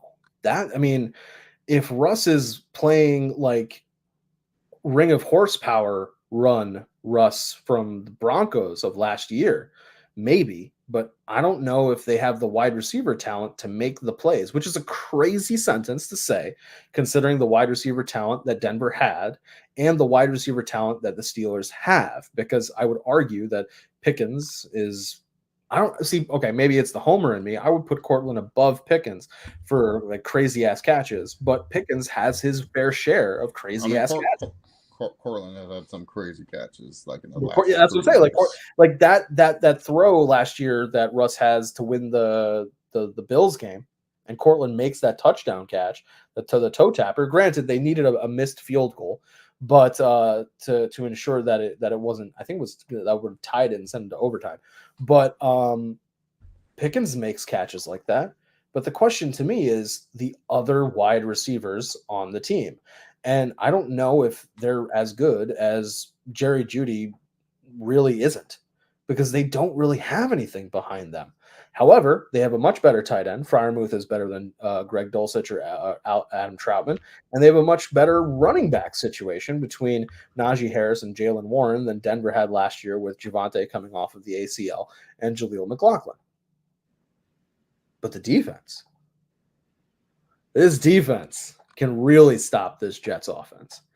They are good in all phases. They are good at special teams. They are good at stopping the run. They are good at stopping the pass. They have multiple ways of stopping offenses. And I think they find a way to choke the Jets. The question is, will we get some ridiculous, dumb fucking Russell Wilson interception? Yeah. And then my question is, if you were going to get that anyway, why not just keep Justin Fields? I think Because Tomlin. Fields is by far the future of the team. If you want to say, like, Is even if he? he's a bridge to a quarterback in 2026 or 2027, even if you want to say he's the bridge to that person, he is the future. Russell is not going to be on this team after this year because Russell's going to want money, and the Steelers only have to pay him $1 million this year because of the dead cap from the Broncos. I don't know if I would have given the keys to Russ. Yeah, I think Tomlin, it was just like, he was just like, I don't see myself keeping my perfect winning record streak with Justin Fields. Like, I think the defense, it's just like a lot of the games, like the defense can get tired. And I think he looks at it like maybe Russ will jumpstart this offense into being, because they do have playmakers. I think they do have playmakers. Najee finally showed up. Yeah. But I think what hurts Najee is that teams are so keyed in on him. Like, they just know, like, oh, well, Justin Fields, like, because he barely pulls on read options anymore, Justin Fields. Like, he is literally like, just like, I'll pull on the read option when I'm in the red zone. But outside of the red zone, Fields hasn't been really doing that. Most of the time when he's been killing them on the ground, it's because he's like, oh, the play broke down, I'm just going to run, and teams aren't able to contain him. So he hasn't been pulling them on read options. So I think it just has made the run game more predictable. And just knowing the fact that the deep pass isn't going to come from Fields unless like George Pickens is like super wide open, because Fields, he has made some good throws, but like it's like a weird regression. Like, the Steelers are doing well, but Fields just hasn't looked good. Like, he's regressing backwards. Like, he's not showing like that natural progression you wanted from him. So I think the Steelers, they do have a good chance in this game, but I just think it's like, it's this league is fake. I think, come on, Rodgers and Devontae Adams back together. I'm not choosing against that. Like, that shit was one of the greatest. I know Montana Rice won a bunch of Super Bowls and stuff, like, but like, this must have felt like what Montana and Rice was for, like, because I've never seen a quarterback wide receiver combination like that since It was it's like a weird mind meld. The only and that's the other thing. The only reason why I'm picking the Steelers is because I don't think Devontae plays. If he plays, he's suiting up. It's Jets. No, he's suiting up. He's back with his boyfriend. He's like, oh, I'm back, Aaron. And Aaron's like, man, you mean to tell me that Devontae Adams and the Raiders were lying about his hamstring injury? I mean, he acted like he was fine. He didn't seem like the hamstring bugged him at all. I mean, no surprise. I mean, that's the easiest injury to lie about. Oh, his hamstring hurts. Yeah. Hamstring hurts. He's walking just fine. Well, walking, it's not running. No, I think he's completely fine. I honestly think this is one. And the one thing with the Steelers defense, if you attack them deep, it's like that's like their biggest weakness is attacking them deep. And TJ Watt's great, but that Jets O-line is horrible. But I'm sure that the Jets, they're going to work some. Rodgers is going to tell them, this is what I want. This is what I think, blah, blah, blah. Like, you got to get used to the Rodgers cadence, the Rodgers way that he wants things done. Like I said, Rodgers finds a way to run the table. He always does. He has devil magic just like himself. He goes to Egypt trips and stuff. So I honestly think that the Jets could win this game. And I wouldn't be surprised if Devontae, this is where, you as a fantasy owner, if you had Adams, you were like, see, that's why I kept him. I knew him and Rodgers were back. And the vintage Devontae, 7 receptions, 132 yards, 2 touchdown game. Where you're just like, are you fucking kidding me? This guy again? Like, that's the type of game we're going to get out of Tay. You're convincing me because I don't believe his injury was real. So you're convincing me that he's going to play. And like I said, if he plays, I'm picking the Jets on this one. Yeah, no, like I just feel it's too good for, like, I can't sit here and just think, yeah, the Steelers, Russell, like, you're changing from a quarterback that was winning you games, but you weren't happy with how he was winning you games. Right. Yeah. To Russell Wilson, who was like, minus that little run he had last year. I like that Steelers defense too much. I think that's my thing. They're just too damn good at choking teams. Yeah, but no, they're a really good team. They can make a difference because they can get turnovers at like the biggest like rate, which is really good. But that will definitely be it is now a fun matchup to watch for Sunday Night Football. Thank you, NFL scriptwriters. But they also created a hook for Monday Night Football because we only have 2 teams on bye, so we have to have 2 teams playing on Monday Night Football. And those 2 teams, or those 4 teams, have something interesting. There will be 2 teams coached by a Harbaugh brother and 2 teams trying to take down a Harbaugh brother. Also, I found out a fun fact that I did not know. I always thought that Jim Harbaugh was older than John. I did not know John was the older brother. Oh, yeah, Jim just looks older. John looks so younger. That's exactly the reason why I thought he was older. Because I was like, and I'm like, this dude looks like he's ancient. He's got to be the older one out of these 2. Yeah, I was like, wait, because they were talking when they were doing the pitch for Monday Night Football. They were like, first it's John Harbaugh, take it with whatever they were. Oh no, it was like Jim Harbaugh with the Chargers going up against the Cardinals, and then it's older brother John. I was like, wait a minute. Did you just call him older brother John? And I looked it up and I was like, son of a bitch, what is this nonsense? But Jim's just a stressful motherfucker. He just likes to stress. He over stresses. Like, he's always so up and going. Don't. We saw what happened on Sunday. He had to go to the medical tent and then leave because don't. He's stressful. Let's see. Let's cause some good energy to flow his way after they beat the Broncos in terrible fashion. Kind of made me sick to my stomach.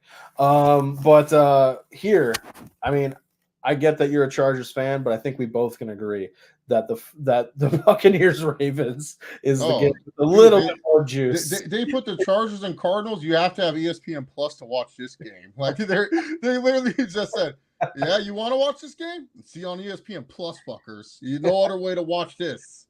And Chase Oliver's like, well, I'm a sick fuck. Well, I have ESPN Plus because of the UFC, so it's like, this is so crazy how they're forcing people to get a service just that way they can watch. I think this was the safest one. They're like, yeah, there's not many Chargers Cardinals fans. Fuck it, just put this one on ESPN Plus. Who are we getting? I want to know who's our announced here. Am I getting fucking Fowler and the other dude? Am I getting Chris Fowler? It'd be interesting. It'd be interesting if they gave this as a Manning cast solo. They're doing a Manning cast. So the first portion is Buccaneers Ravens, and then once that ends, they're switching over to Cardinals Chargers. Oh, interesting. Yeah. So and Peyton was bitching. He was all like gonna be a late night for us, Eli. Oh man, we've got to stay up later, huh? Oh, come on, Peyton. You don't go to bed early anyways.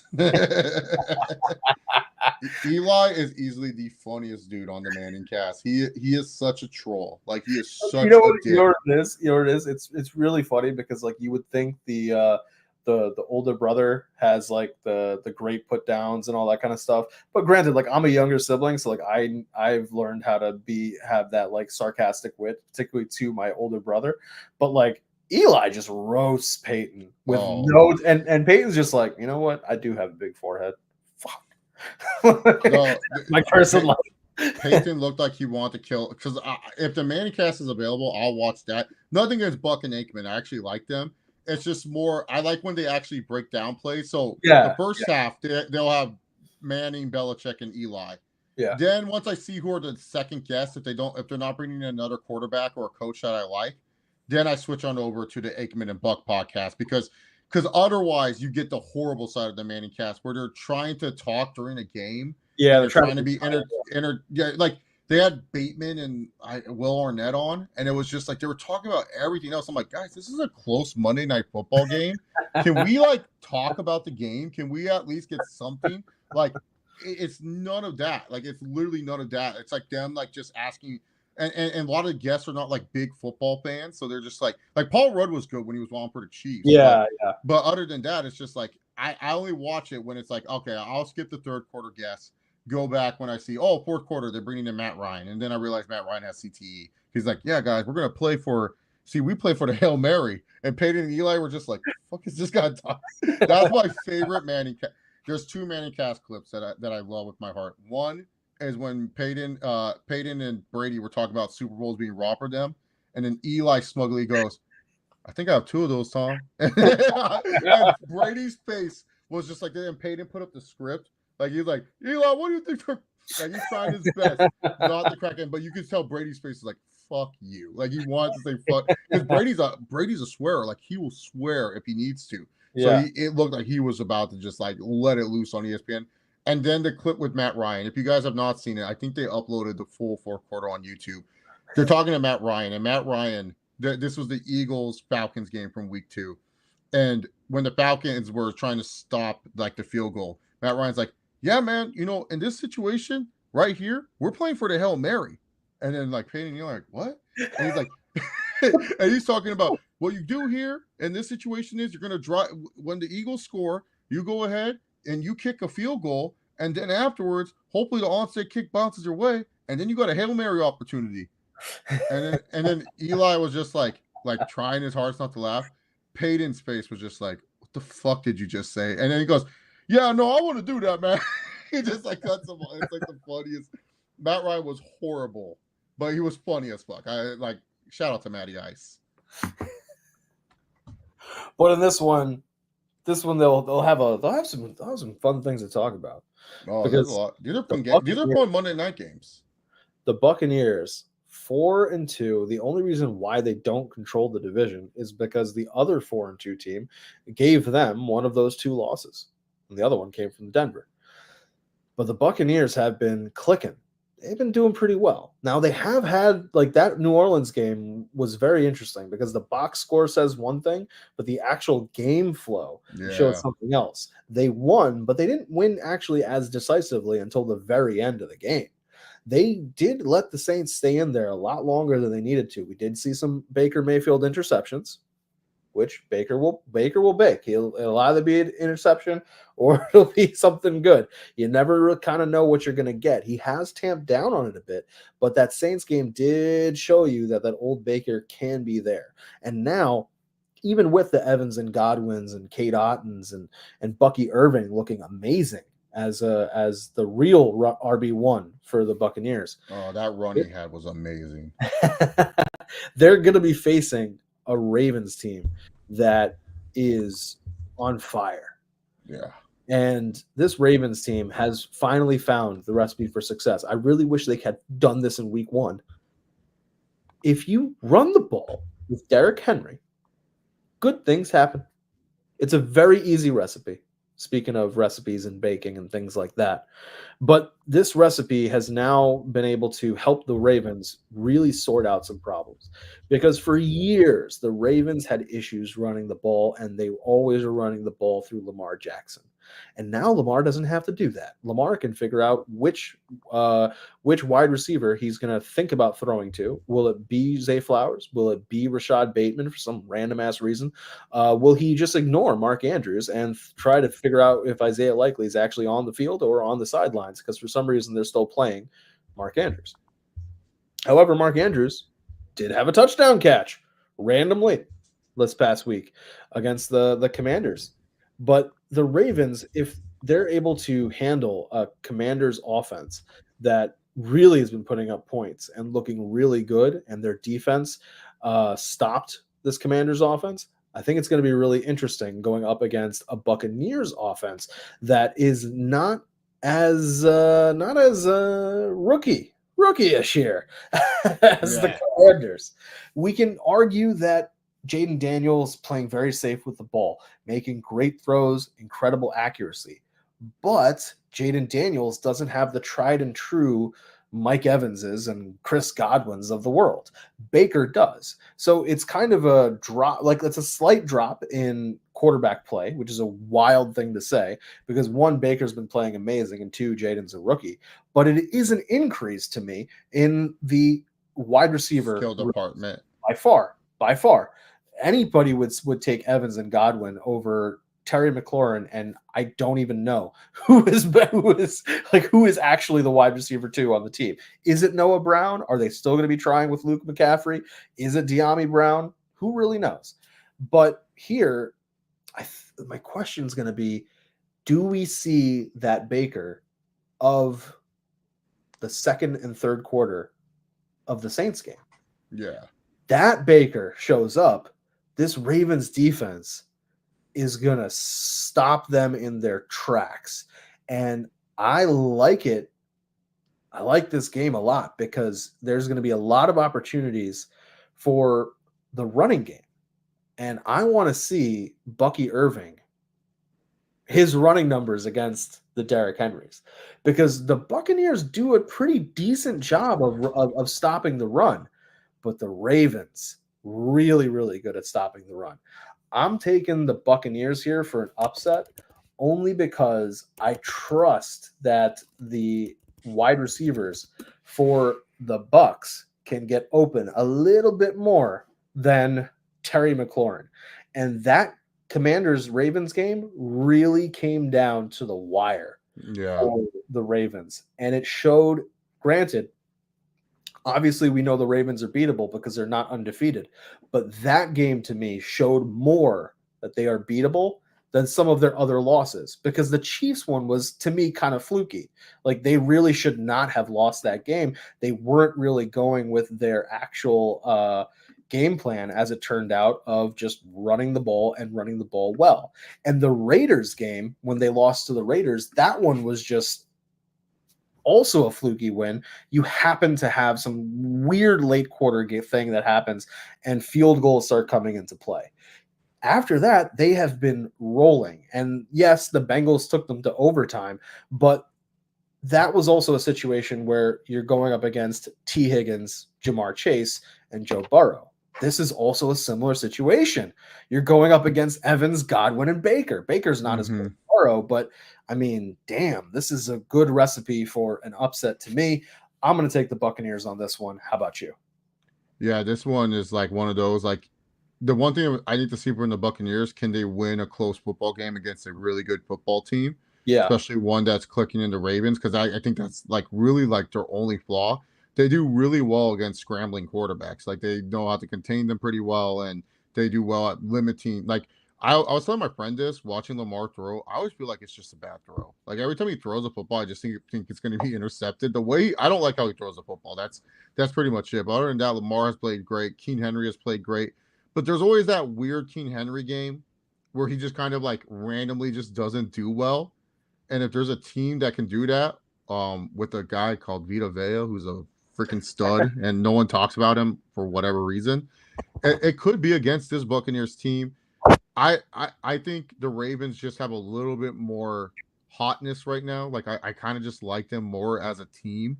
But yeah, like you said, those receivers could toast that Buccaneers could toast that Ravens secondary. But I think the Ravens, they have a good thing going, and I'm just gonna keep riding the King Henry hand. Like there That's will right. be a game where King Henry disappears. Maybe it's this game, and I'm wrong on that. And I'm wrong that like King Henry disappeared for this game, but he does have that weird bad King Henry game where you're just like, oh, what the hell? 52 yards, no touchdown. What? Because like 22 attempts. the thing is the Buccaneers' losses. You have a Broncos game where Broncos played well above their skill level, Yeah. and you were missing offensive linemen. So the Broncos pass rush was able to just go ham. And the Falcons game, you were going punch for punch with them. Yeah. That was once it hit overtime, it was kind of a coin flip. It was kind of a whoever has the ball last and can get a touchdown kind of situation. So I don't know if I can hold those two losses that much against the Buccaneers. But what I can look at is you did beat the Saints. Granted, you disappeared at some points. You did beat the Eagles, and you beat them by a healthy margin. You beat Detroit in Detroit. Yep. And you beat the Commanders. So like this one's a real fascinating game too. If we had slightly different matchups elsewhere, I could see this being the game of the week for being what should be the most interesting. But I would say, at least right now, and I'm very willing to be proven wrong, it is by far the more interesting of the two Monday Night Football games. Oh, yeah. Because the second Monday Night Football game sees a Cardinals team that has not been doing well, hosting a Chargers team that, I mean, we'll call a spade a spade. I think we both can do that because we both picked the Broncos. If Pat Surtain doesn't get injured on the first defensive play for Denver, Denver more than likely wins that game. Yeah. Just because of Pat's ability to stop quarterbacks. But things happen, and the Chargers pick up a win going 3-2. But now they're coming in and facing a Cardinals team, and the Chargers have looked good running the ball. They have looked good, decent passing the ball, but they really don't have a lot of skill position players. Quentin Johnson got hurt. Ladd McConkey got hurt. They both came back, though. I think QJ, you'll probably know better than me. He finished the game, right? And then he's fine now. Yeah. But I didn't remember if he despite finishing the game, whether he was still got an injury designation, questionable afterwards. Probably. Most likely. Like that was my check the injury report yet. But like they don't really have great receivers. No, they don't at all. They got great running backs though in J.K. Dobbins, but Gus Edwards goes on IR, and all of a sudden this Kamani Vidal guy. Troy, Alabama. God. Oh my God. He looks like Eckler, right? Don't remind me that wheel route. I was like, son of a. Why is Cody Barton a linebacker in pass coverage on a running back? Why? No. Why is this happening? Matchups. This is terrible. But you know what? Kudos and credit to Justin Herbert for identifying that and going, that guy's going to go far if I get him the ball. And those are the kind of plays that a Chargers team needs to use this time against the Cardinals. Now the Cardinals will be without, more than likely, Marvin Harrison Jr. got a concussion, more than likely not going to play this game. However, it is Monday Night Football, so he has an extra day to potentially clear concussion protocol. But you can make an argument that even if he did, how much difference would it make? Because the Cardinals don't really throw him the ball that often. But is it a question of target share? Because he has 25% of the target share, roughly speaking, before he got injured. Is it a question of double coverage? Is it a question, like, what exactly is the issue there? We're not 100% sure, and we may not find out because he may not play. That being said, James Conner is playing. And James Conner is one of the best running backs in the league. And to me, if the Cardinals are smart, which you could argue they're not, but if the Cardinals are smart, you run the shit out of the ball with James Conner and Kyler Murray. and you keep the ball out of the hands of the Chargers, because the Chargers are built to get a lead, protect a lead, and run the ball. And when you are facing a ball control offense, in some respects, you have to almost become more of a ball control offense yourselves, because you're starving them of clock time. And a Jim Harbaugh team needs clock time to be able to eat and eat and eat yardage. And because the Chargers don't have great receivers, if you're able to control time of possession, you can stop them from scoring, and you can keep it. Even if it's a low score game, a win is a win is a win. You play the opponent. It's not like basketball all the time where like you play your scheme and scheme versus scheme. You play the opponent and you play against their weaknesses. The Chargers' weakness is that they have to have the ball in order to win. They can't beat you just in a quick up-tempo offense. The Cardinals can definitely win this game. And I'm going for another upset, at least from the odds perspective, and I'm taking the Cardinals. How about you? Cardinals are Jekyll and Hyde. 1 week they look like shit. The next week they look good, and we got them on the good week. God damn it. Oh, man. How did we get this? Yeah, I think with the Chargers, one of the things is just that defensively they're banged up. They just recently signed Eli Apple. Asante Samuel Jr. went on IR, so we have Eli Apple now most likely being quarterback number 2, with Fulton being CB1. Cam Hart played pretty well. Tareeb still played. Honestly, the defense really keeps the Chargers in a lot of the games. And that defense with I think we have the best 3 safety tandem in the league with Derwin James, Elijah Molden, and Alohi Gilman. I think those 3 have just been killing it in terms of turnovers, tackling. They look good. I think Deion Henley is having a very underrated season for a linebacker. He has looked terrific. Number 0 for the Chargers. If you watch a game, he might pop out on your film because I think he's looked terrific. But yeah, I think the problem with the Chargers here in this situation is not only are they getting the Cardinals in in this situation, but that Cardinals defense is kind of designed to beat this Chargers offense. And it's more of you need Herbert.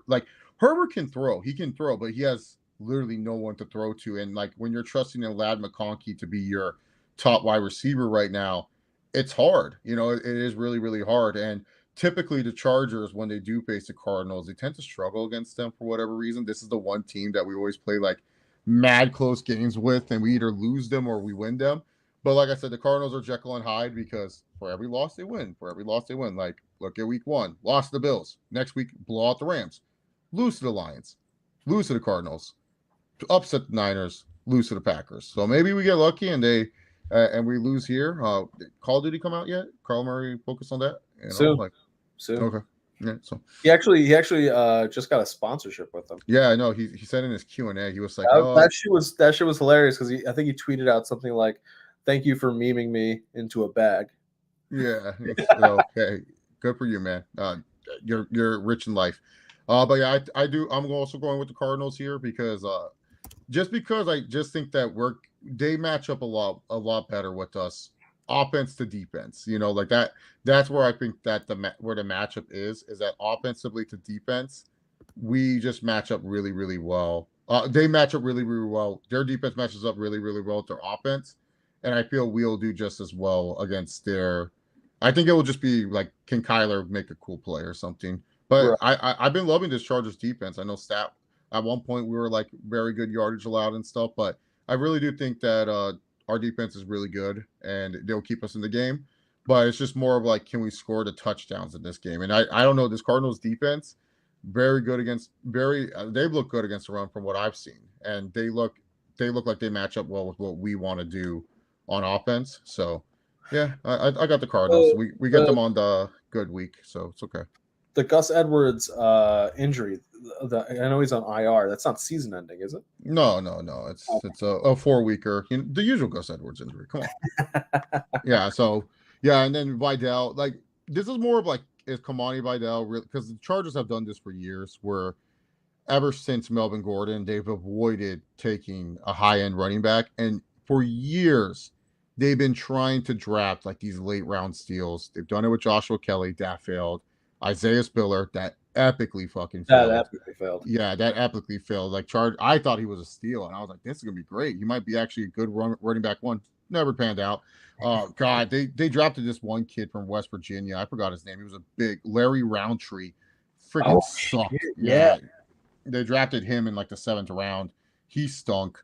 And it's just like they've been doing this. And Vidal is now the latest of, oh, maybe this guy can do something. And I like Kamani Vidal. It's just, it's okay. Chargers. You could draft someone in the 2nd, 3rd round. It doesn't hurt. Doesn't hurt. Don't be afraid of Melvin Gordon. Don't be afraid of what I don't even think Melvin Gordon was a failure on the Chargers, to be honest. I just think Eckler's Eckler's emergence really hindered Melvin Gordon, to be honest, in my personal opinion. Like that's what kind of like set Melvin Gordon back a little bit, but I didn't even think it was that bad for us, to be honest. So but the Chargers have just been like trying with all these late round running backs, and it just hasn't panned out. It just really, really hasn't panned out. So I think that this one will be Justin Jackson, another late round running back that we had for a little bit. Yeah. I know my Chargers. They're all these idiots, all these goop. What was that game? We had Justin Jackson and one other fool at running back, and we beat the Steelers with those idiots. I was all like, "What the heck?" Like he was like an undrafted free agent that we had for 1 year. It was against the Steelers. I forgot what year it was, but I just remember they were both running the ball really, really well against him. Brandon Oliver, that was a fun time. He had that big game against the Jets, but it wasn't Brandon Oliver. It was something else. He had a funky name. I want to say Detrez Newsome or something like that. Like something like that. I can't remember, but yeah. Was it from what was it? Justin Jackson had like a touchdown that game. That's the only thing I kind of remember from that because Justin Jackson was recent. Yeah, he had a touchdown in that game. So it has to be so I'm saying it has to be a pretty recent because Eckler was out that game, and we went with those two running backs. Okay, it was like him. I'm like I want to figure out who this person was. Yeah, I'm trying to blank him. I think I may have found it. It was against the Steelers. It was a Sunday night game, if that helps. I remember it was definitely a Sunday night game. We came back in that game. Desmond Keane had a punt return for a touchdown. This 2018, but Eckler played that game. Oh no! But Justin Jackson got a touchdown. What game was it? Was it against the Steelers or was it the Chiefs? Was it the Thursday night game against the Chiefs? We didn't have Eckler, and that was like Mike Williams' game. No, we had two weird running backs. Why can I not remember? Let me look up the 2018 Chargers. He had to be on that team. I just remember. I don't want a Dodge Charger. I want the roster for the Chargers. Like the fuck is this? Yeah, so Detrez Newsome was a rookie that year on the Chargers. Yeah, Detrez Newsome. Yeah, that's who it was. Yeah, Detrez Newsome. It was there was a game. Justin Jackson, Detrez Newsome carried it, and I can't remember what game it was, but it was Detrez Newsome's best game. Let me see. Does Pro Football Reference tell me the game that it was? Well, regular season playoffs. Yeah, he only had one game on the playoffs. Why does it not show me like the whole year? Can you just show me the year that he did? Game logs. What game was it? Yeah, it was against Kansas City. He had like 6 rushes, 34 yards, but Justin Jackson did well. Yeah, and then Justin Jackson Williams got one carry for, and he got a touchdown with it. Yeah, that was the Mike Williams. That was the Mike Williams Thursday night game. Got you ready for the Chargers to trade for Mike Williams? Yeah, welcome home. The Jets said he was available. Bring him back. Welcome home. Hey, on a cheaper deal now. Come back. Come home. I'm cool with it. Mike Williams. What team would like him? I don't know. He hasn't really shown much. I mean, right now I'd take him on the Broncos because I would take. Yeah. Honestly, I was thinking of the Broncos or the Raiders. Like those are the only teams where I could see them. But then the Raiders, would they want to do a deal with the Jets again? I don't think so. Like, but I think the Broncos, because he's familiar with your offense. It's Joe Lombardi. He played for him. You know, it also would make sense just as like a from the perspective of having another body. The Browns at this point. Yeah, just don't put him on the Chiefs. That'll break my heart. I love Mike Williams, and I do not want to be like fuck Mike Williams and stuff as he's catching these deep balls from Mahomes, doing 360 spins and stuff, But guys, there you have it. That is our predictions for week 7. I think week 8 or week 9, because now we can't do like a perfect middle of the road. We'll do like a recap of the first half of the NFL, and we'll kind of do like a predictions for the back half and kind of see who we think at the say like after week 8 or maybe after week 9, who we think will end up winning the divisions. And maybe not seeding. I don't think we'll necessarily go with seeding, but we'll pick like who we think will be the wild card teams and so on and so forth. We'll go from there. So kind of I guess sort of like a power rankings, if you will, like a conference power rankings. We'll see where we go from there. But until next time, guys, we want to thank you all for tuning in. Chase, tell the people where they can find you. Yeah, you guys can follow me on X at ChaseOliver68. If you like pro wrestling, check out the Around the Point Network. If you like Monday Night Raw, I reviewed Raw with SP3 here. That's on the True Hill Heat Sports Entertainment. They got a Bel Air Season 3 review tomorrow, so go check that out as well. I'm not on there. I'm just plugging the thing. But if you like Monday Night Raw, especially taped episodes that suck, and we talk about everything else but the tape episode, that's way more interesting. Like we were talking about PWI 500 for the women or 125 for the women. We were talking about. I was trying my best not to talk about this episode. It absolutely stunk. God dang. Triple H, what's wrong with you? And guys, you can always catch me here on the True Heel Heat Sports and Entertainment channel. I'm here probably more than I am on the True Heel Heat channel, the main channel. We didn't do a football watch along, but this past weekend. But I think we will be doing one this weekend. I something tells me with the number of good games that we have, there is a good reason to be doing watch alongs. Behind the scenes info. Romeo asked me, Chase, do you think we should go live for this Giants-Bengals game? I said, this game's going to suck, bro. And plus, we're going to be talking, and then at the time, like I think the Mets were playing the Dodgers. I'm like, we're going to be talking more about this baseball game than the football. What's there to talk about? And that was probably the best decision we made because that game was not worth the live stream. I was just like, no. You guys didn't want to talk about Joe Burrow mean-mugging the camera? Man, Mike, I can only do so many Collinsworth themes about that game. It would have been fun, Mike. But guys, thank you once again for tuning in. Until next time, remember, take care of yourselves and each other, and we will catch you all later. You know what this reminds me of? Pat Mahomes. Why don't I call it the next Mahomes game, Mike?